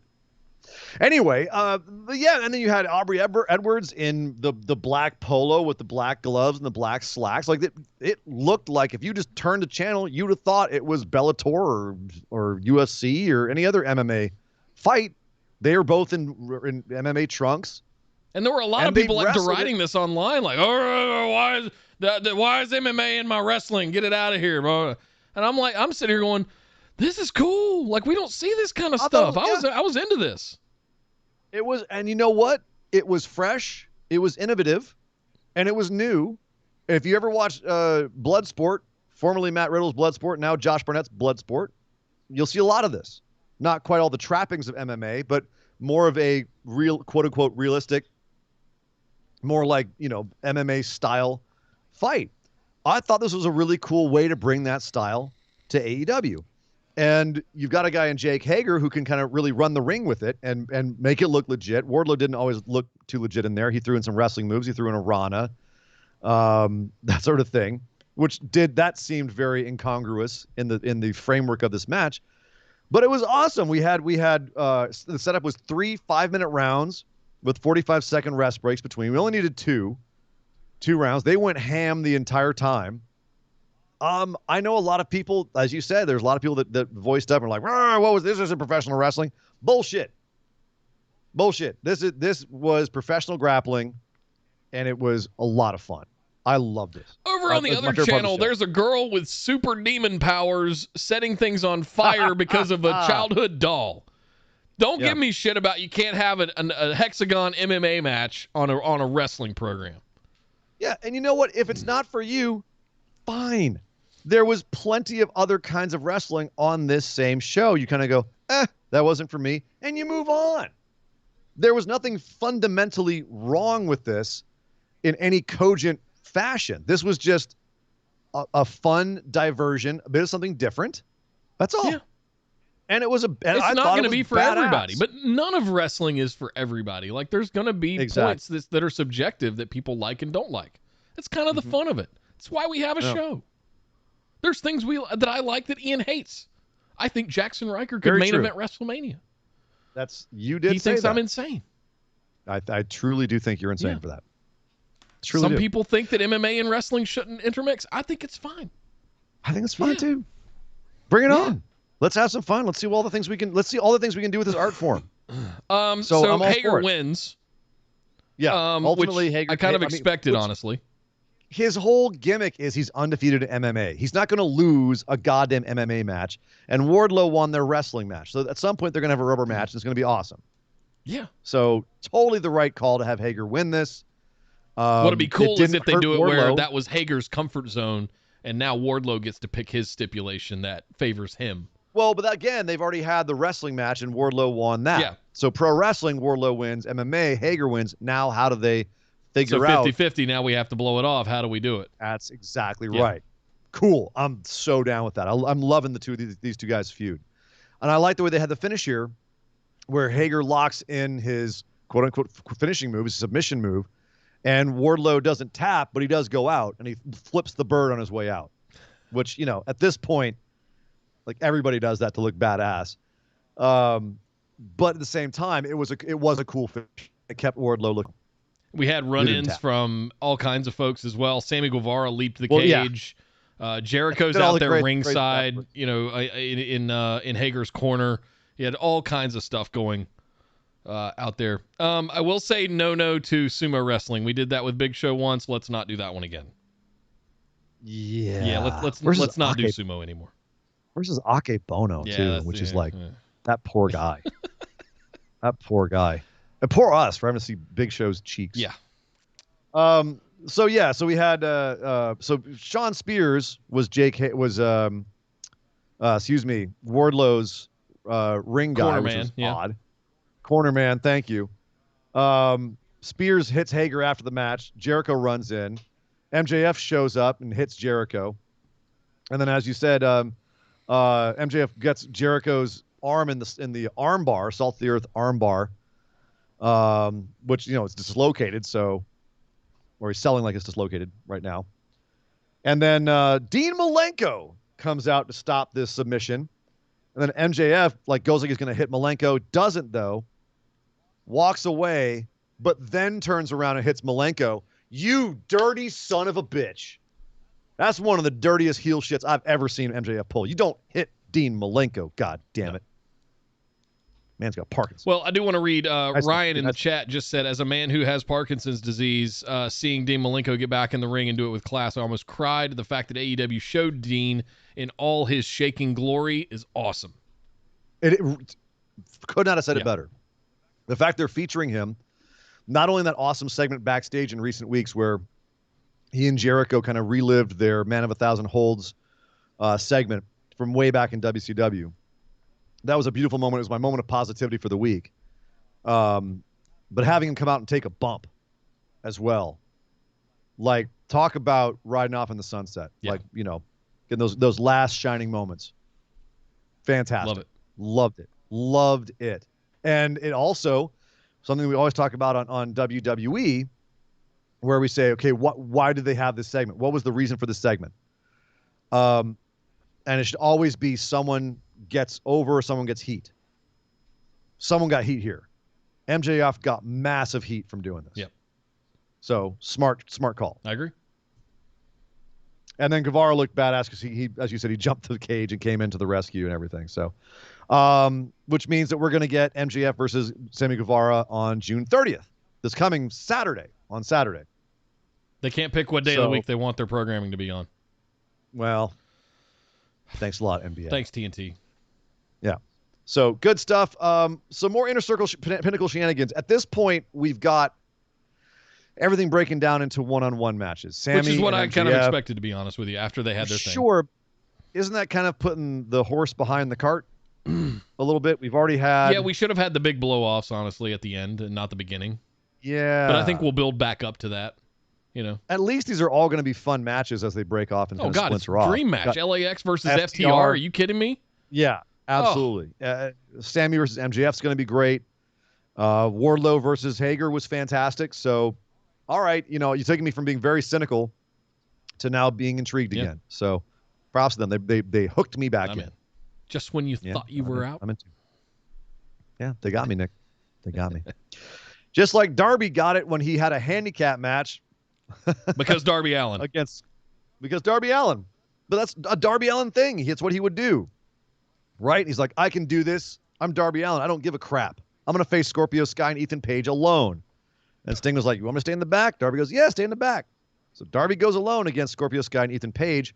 And unlike some places where they think that, it's awesome for a babyface to beat two good heels in one of these kinds of matches, they made it realistic where Darby genuinely was fighting for his life. He had a bunch of spots, like including an awesome one where he tied Ethan Page's feet together with a zip tie. Somehow a lot of spots. Well, I guess 2-on-1 handicap. I mean, you still have disqualifications in a 2-on-1 handicap, right? Can you legally? God, I just can't get over it tonight. Still fighting this stuff, guys. Can you legally tie a man with a zip tie and not get disqualified? In a Darby Allin match, apparently. I guess you can. Yeah. Just saying. Damn. But at any rate, it doesn't matter because Darby ultimately loses this match, but he looks badass doing it. This is how you book a handicap match for babyfaces. You don't make the babyface go over two heels and then that neuters those heels. Or tag team. Any tag team, if it's a pre-existing tag team and you have your top babyface beat a tag team, you've just neutered the tag team. And now Ethan Page and Scorpio Sky look like they're guys who can win a damn handicap match, which they should look like that. And Darby Allin looks like a crazy son of a bitch who almost won. Good. Yes. Correct. And he did all the Darby Allin things, all the Darby tropes. He threw everything he had at him. He just wouldn't go down. Coffin drop after coffin drop. All kinds of spots, doing everything he could. Threw a destroyer. Ethan Page. God. Oh, just Ethan Page and Darby Allin. Just let those two fight forever. That might be our new Kevin Owens, Sami Zayn, or at least the AEW version of it. Let those two fight forever. They have so much history from Evolve, and they're so good in the ring. The chemistry's there. I mean, just good Lord. Let them go forever. Agreed. I definitely, I'm liking their chemistry very much. I can't wait to see where that goes. But doesn't that leave Scorpio Sky the odd man out? Does he? I mean, he's not going to have a singles feud with Sting. So where does Scorpio end up in this? Isn't he kind of? I feel like they've got aspirations up top for him. They don't. There's just not a clear map to get him there. Where? I don't know. We've got Kenny coming in this dominant role. We've got Hangman Page and even Jungle Boy waiting in the wings, which I think is going to be the next few competitors. Scorpio comes in maybe with whoever takes it off of Kenny ultimately. Long ways down the road. That's so far down the road. I think Scorpio's going to get the TNT championship at some point, but as you say, I don't think he's going to be the one to take it off Miro. He'll take it off whoever takes it off of Miro.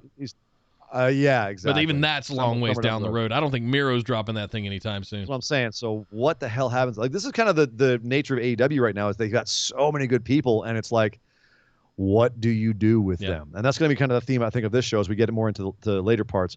But before we get to that part, I want to talk about Cody Rhodes and Brock Anderson, son of Arn Anderson, teaming up to face QT Marshall and Aaron Solo from the factory. And shocking. I know this was Dog Leaders. He hated this because he's a big factory fan. And once again, factory drops a match. Can we let these heels get any sort of heat whatsoever? Can I call your attention to something a little bit as well? Please. QT Marshall, that's the proper way to pronounce it, came out with Aaron Solo. Nick Camarado even made an appearance. Yep. But no Anthony Ogogo. I thought that was interesting that there was. I hope he's okay. I don't know what's going on or if I haven't kept up with if he's shared anything. But I thought it was interesting that he's now not there. Why would Anthony Ogogo not be there after that heated battle with Cody Rhodes leading up to what we just had at Double or Nothing? No. Instead, we have Brock Anderson in his Dynamite debut pinning Aaron Solo. Why? I mean, yes, I understand. I understand you want to get the kid over, and they're trying to have them. They've done that a few times with the newcomers. Is like, hey, aren't they great? They can win. I almost feel like they shouldn't have done it here. You had QT Marshall give the spine buster to Brock Anderson at one point in the match, which I thought he should win with that. Yeah, that would have been a great heat moment for the factory. It should be a finishing and then Brock move. And then Brock can fight back and at some point get the win and then get that win back. And it's also a poke at arm, you know. There's a story you can tell there. I don't know. Cody's team is winning way too much in this. The factory looked like jokes. While I get the logic of having Brock Anderson have a big debut, it was the wrong call here. Yeah, it was the wrong call, and it's I don't been the like wrong the fact call for a long time. How am I supposed to get behind QT Marshall or any of those guys? Frankly, man, how am I supposed to believe that they're actually legitimate heels? Yeah, they hadn't won anything. Camarado loses. Ogogo loses twice. I guess he got that one back. But right, okay, the one time, and even that was like they had to do so much work to get them a win there. So it's just it feels very inequitable, and you need to have heels feel legitimate and scary, like they could be the good guy. Otherwise, the good guys don't feel like a big deal when they win. Yeah. And at this point, it's starting to get obnoxious with how much Cody's people win. Yep. Agreed. All caught up? All caught up. We're good. Fantastic. Let's rip through the rest. The main event of the night was Matt Jackson and the Good Brothers facing Frankie Kazarian and Eddie Kingston and Pentagon Jr. Nick came out at the end of this match to interfere. Who? Nick Jackson. Not you. Not you. Calm down. I was like, was I somewhere on Friday night besides doing BWO that I didn't realize? You were helping the Good Brothers and Young Bucks win the match. You son of a bitch, you. It was a great match, good solid match. If you didn't like the MMA one at the beginning of the night, you probably would have liked this. Just keeping the Young Bucks heel, really the only reason this was happening. Pentagon was basically dressed up as Nightmare Fuel, also. Oh yeah, like good lord, if you don't like clowns, don't watch AEW because Pentagon was scary AF. It was great. Kenny Omega. Marshall just gifted a tier 1 sub to Robert P 316. Nice. Robert, make sure you say thanks to NC Rage and Cajun for your gift sub. Thank you very much, Marshall. Appreciate it, man. Thanks for joining us. Okay. Thank you very much, brother. Yeah, no, Kenny Omega rolled up on Jungle Boy in a golf cart. Jungle Boy trying to give a promo very woodenly. And Kenny said, I've got a street fight with Orange Cassidy next week. How about I have a street fight with you right now, Jungle Boy? Oh, come here, boy. Nakazawa hits him with the laptop. I love that that's his new laptop thing. And then they roll off and leave Nakazawa. Yeah. Oh, my God. I love that. It's kind of shitty to do, but I love that Nakazawa is up for this shit. Like, just oiling himself up at the very beginning of Dynamite, early days, right? And now he's got the headset on. He's like Kenny's personal assistant or something, and his thing is to hit everybody with laptops. Laptop. And he's got the big old school laptop, too. Like the 1995 Toshiba satellite, it's like 3 inches thick. Right. Oh, my God. It's like the one that Bishop was using in Aliens. It's just like 4 feet thick. Hey, it's the one I had in college. Oh, man. Also, another match. Penelope Ford faced Julia Hart from the Hollywood Blondes. And nice little match. 19 Penelope years Ford, old, by the way. Important to call yeah, out. That is a strong up-and-comer. Big time. Looks fantastic in the ring. Has a lot of great work. So just keep in mind, I love seeing the new generation come up in both WWE and AEW. Sorry, I said the Hollywood Blondes, didn't I? I meant the Varsity Blondes. You know what I meant. Couldn't help it. That bridging deathlock submission is awesome that she has. Penelope has. Looked great here. Right way to win this. And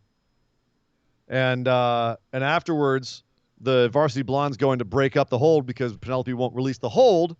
And so chaos happens. And Miro comes out. I guess he's still pissed at Kip. Or not, because he came out to save Penelope. And then is he gonna steal challenged. Penelope? I mean, that would be rad. Oh, what a story.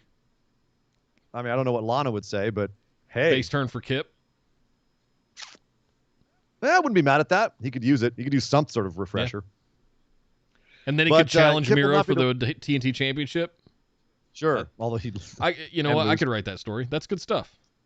Brian Pillman Jr. has a TNT match next week with Miro because of this. So I'm Brian Pillman versus Miro. Hell yeah. Like one of the most over young baby faces in AEW right now because of the Dark Side of the Ring episode. And Miro's going to kill him. Perfect. Yes. Perfect booking. Yes, thank you. Not such perfect booking.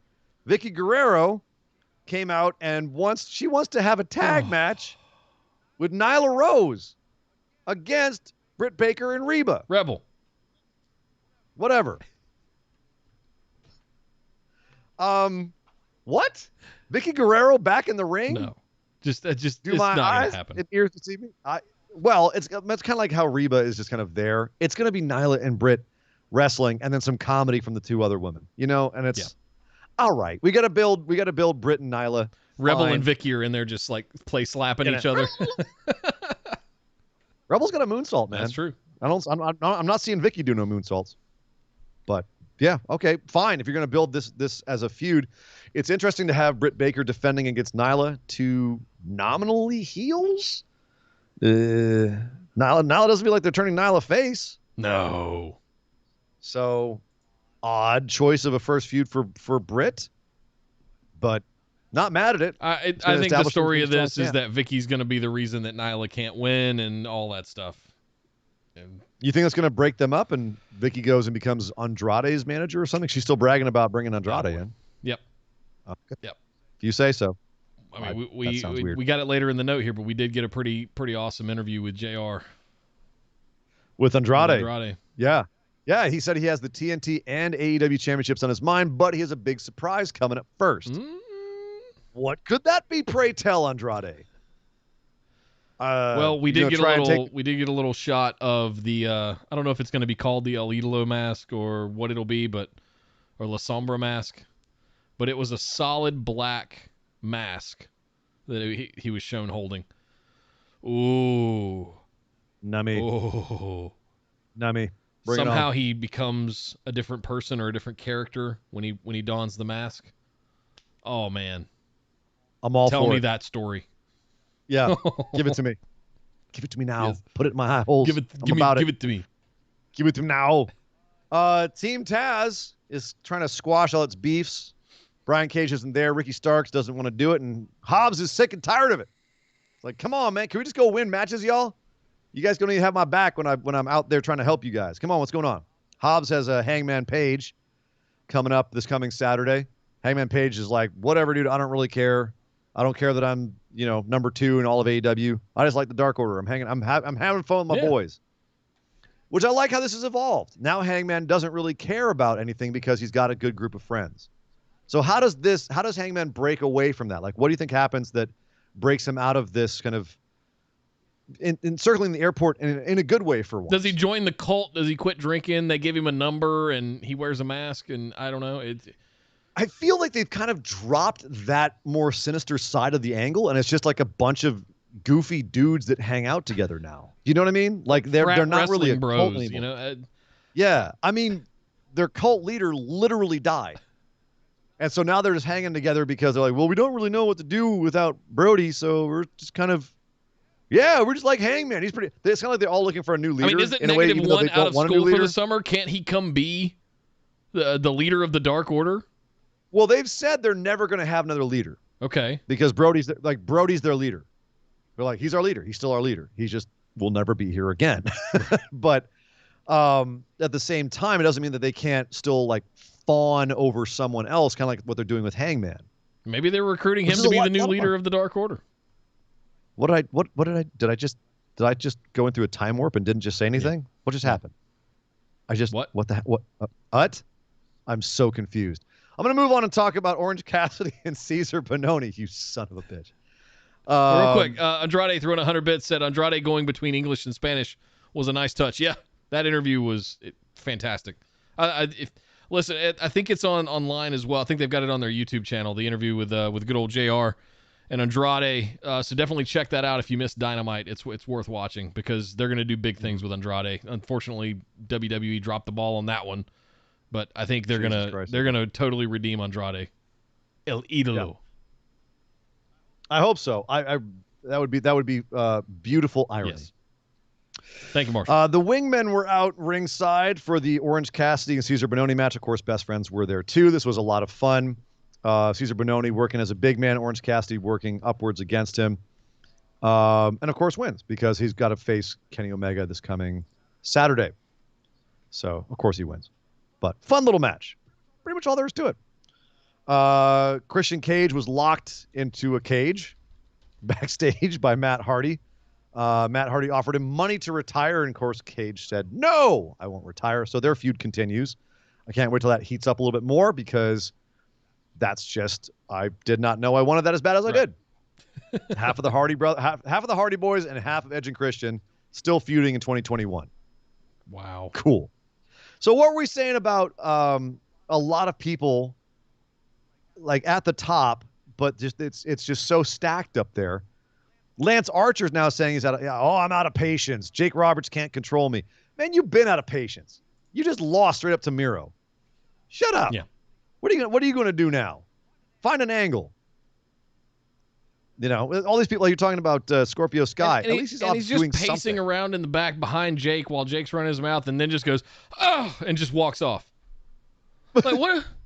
You emo all of a sudden? Like, what happened? Where is the murder, death hawk killer guy that just absolutely dominated New Japan, killing young boys? And AEW. And AEW until Cody put him down. Stupid that Cody won that.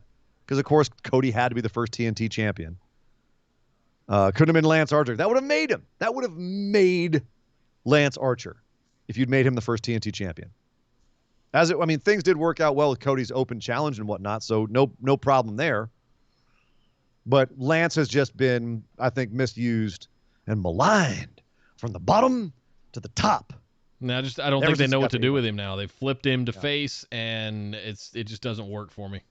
Doesn't work at all. No. The dude needs to be coming out, dragging bodies, and just hucking dudes. Like he's like murdered someone backstage, and he just tosses their corpse out and just runs around, beats up people ringside. Like that's what Lance Archer should be doing. Bring that Lance Archer back. Make him a goddamn monster heel again. He's eating their insides, and he has blood just smeared all over his body. Like that's the Lance Archer I want to see. Maybe kills a young boy or two on the way to the ring. You know. Yeah, but maybe not the whole maybe not the cannibalism. Maybe not the cannibalism. We can leave the cannibalism behind. Okay, that might have been a bit much. Sorry. That's a cool gimmick, Nick. Like, okay, that's kind of cool, but I'm just gonna leave that right there in the AEW segment and say we made it, Nick, through our crazy show with all the 3 massive shows to cover.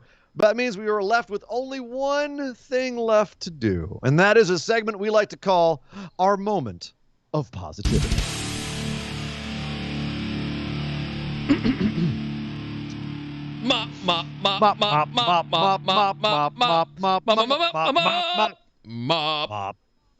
moment of positivity. That's right. It's the time on the show where we think back over the last few days of wrestling and try to come up with something that made us happy, that made us feel positive, something that we can talk about in glowing terms and try to put smiles on all your faces so we can all go back out into the world with happy thoughts and happy faces. Nick, what was your moment of positivity? Just thinking about it makes me laugh.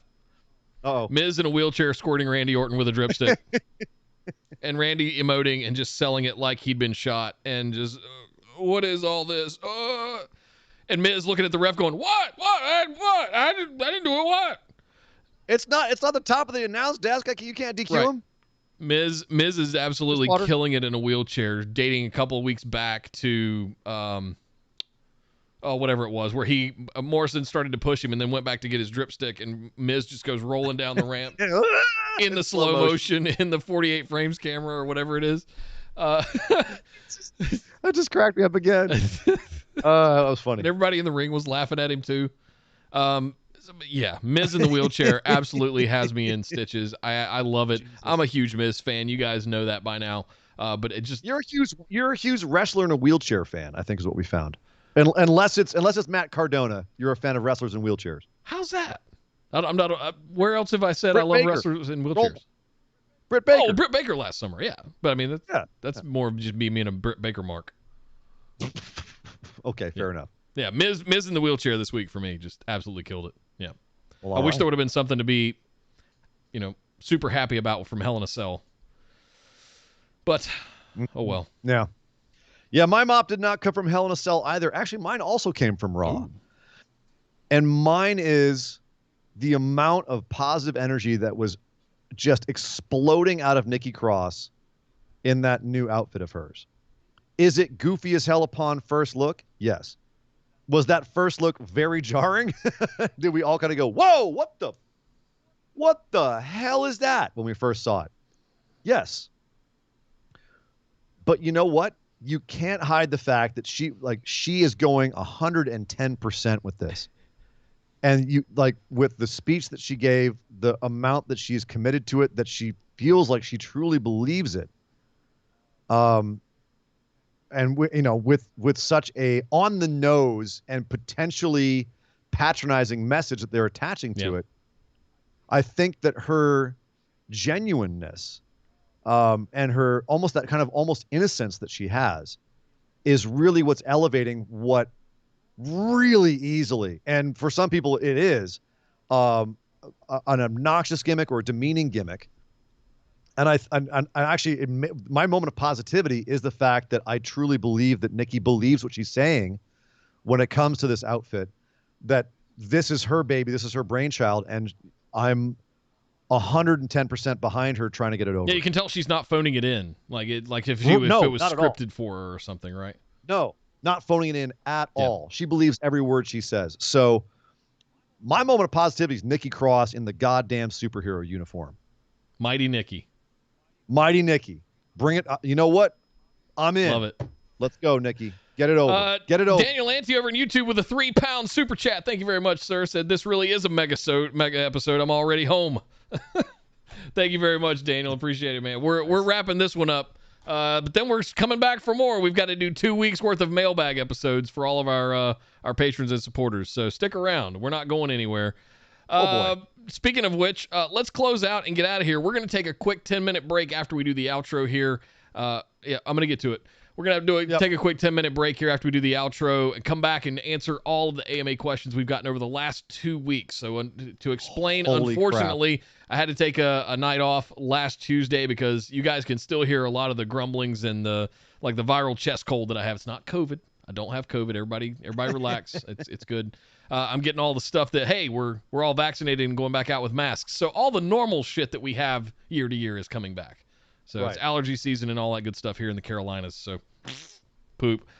But linktree.com/BWO is where you find the links to all of our stuff. We got brand new merch up on the shop. Be sure to check that out, bwomerch.com. Big shout out to all of the subs and bits that we got over in Twitch tonight. Thank you, Daniel, for all the super chats, man. Really appreciate it. All the way from the UK. Shout out to all of our patrons as well. Patreon.com/BWO. If you want to get audio only versions in a podcast form, you can do that over at patreon.com for just $5 a month. You can also get access to bonus episodes, which we got one coming for you guys. I think we got to do that this weekend. Just a heads up. So we might be doing that on Thursday. Oh Lord. Yeah. Things are getting busy now that everything's opening back up for us. So What else we Lord. got? Patreon.com/BW. Want to get in on some of that, but Linktree.com/BWO for everything else. Be sure to like, share, subscribe, follow, do all those things. It really does help. We really do appreciate it. Thank you guys so much.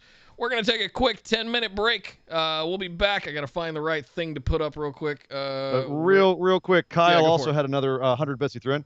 Kyle said, my mop isn't from any wrestling show the last 4 days, but rather something from the last few hours. Congratulations on Toni Storm for coming out as bisexual today God. while controlling the NXT Instagram. It was particularly great. She did it while wearing Juice Robinson's I was hat. hoping we weren't going to bring this up Indeed. on... Why not? Why not? because it's a really very good, uncomfortable thing. What? What? Why is it a good uncomfortable Congratulations to Toni thing? Storm. Thank you very much for sharing with us and coming out. Absolutely. You're making. Is it making you tingle, Nick? Just a little bit. Calm down there, man. Go take a cold Yes, shower. I know. Take the break. Shower. Take a cold shower. Yes. Jesus Christ. But thank you, Tony. Genuinely. That's No. Happy Pride Month. All of that. In all Yeah. seriousness, that's awesome. And honestly, the more people that come out as allies and everything, the better it is. I do apologize for not having our Pride shirt up on the store yet. That's on me. It has been a hell of a couple of weeks, but luckily, even though it's Pride Month this month, we can have Pride all year long. So it will be up at some point. We will have a Pride shirt up, and doesn't need to be Pride Month for you to wear it. Yes, So, indeed. there you go. Support year round, not just in June, guys. Absolutely. Exactly. But hang tight, guys. We'll be back in, let's call it 15 after by the time we get out of here. So we'll be back. Take a quick break. Grab a drink. Take a quick bio break. Stretch your legs. We'll be back for more AMA questions right after this quick break. But until then, my name is Nick Howell. You can find me on Twitter at DataCenterDude. And I am Sir Ian Dangerous. You can find me on Twitter at Sir Ian Dangerous. But by God! Would somebody stop the damn match? This show is part of the Orbital Jigsaw Network. For more episodes, subscribe to us on iTunes, Google Play, or Stitcher Radio. For details and show notes from each episode, check us out, orbitaljigsaw.com.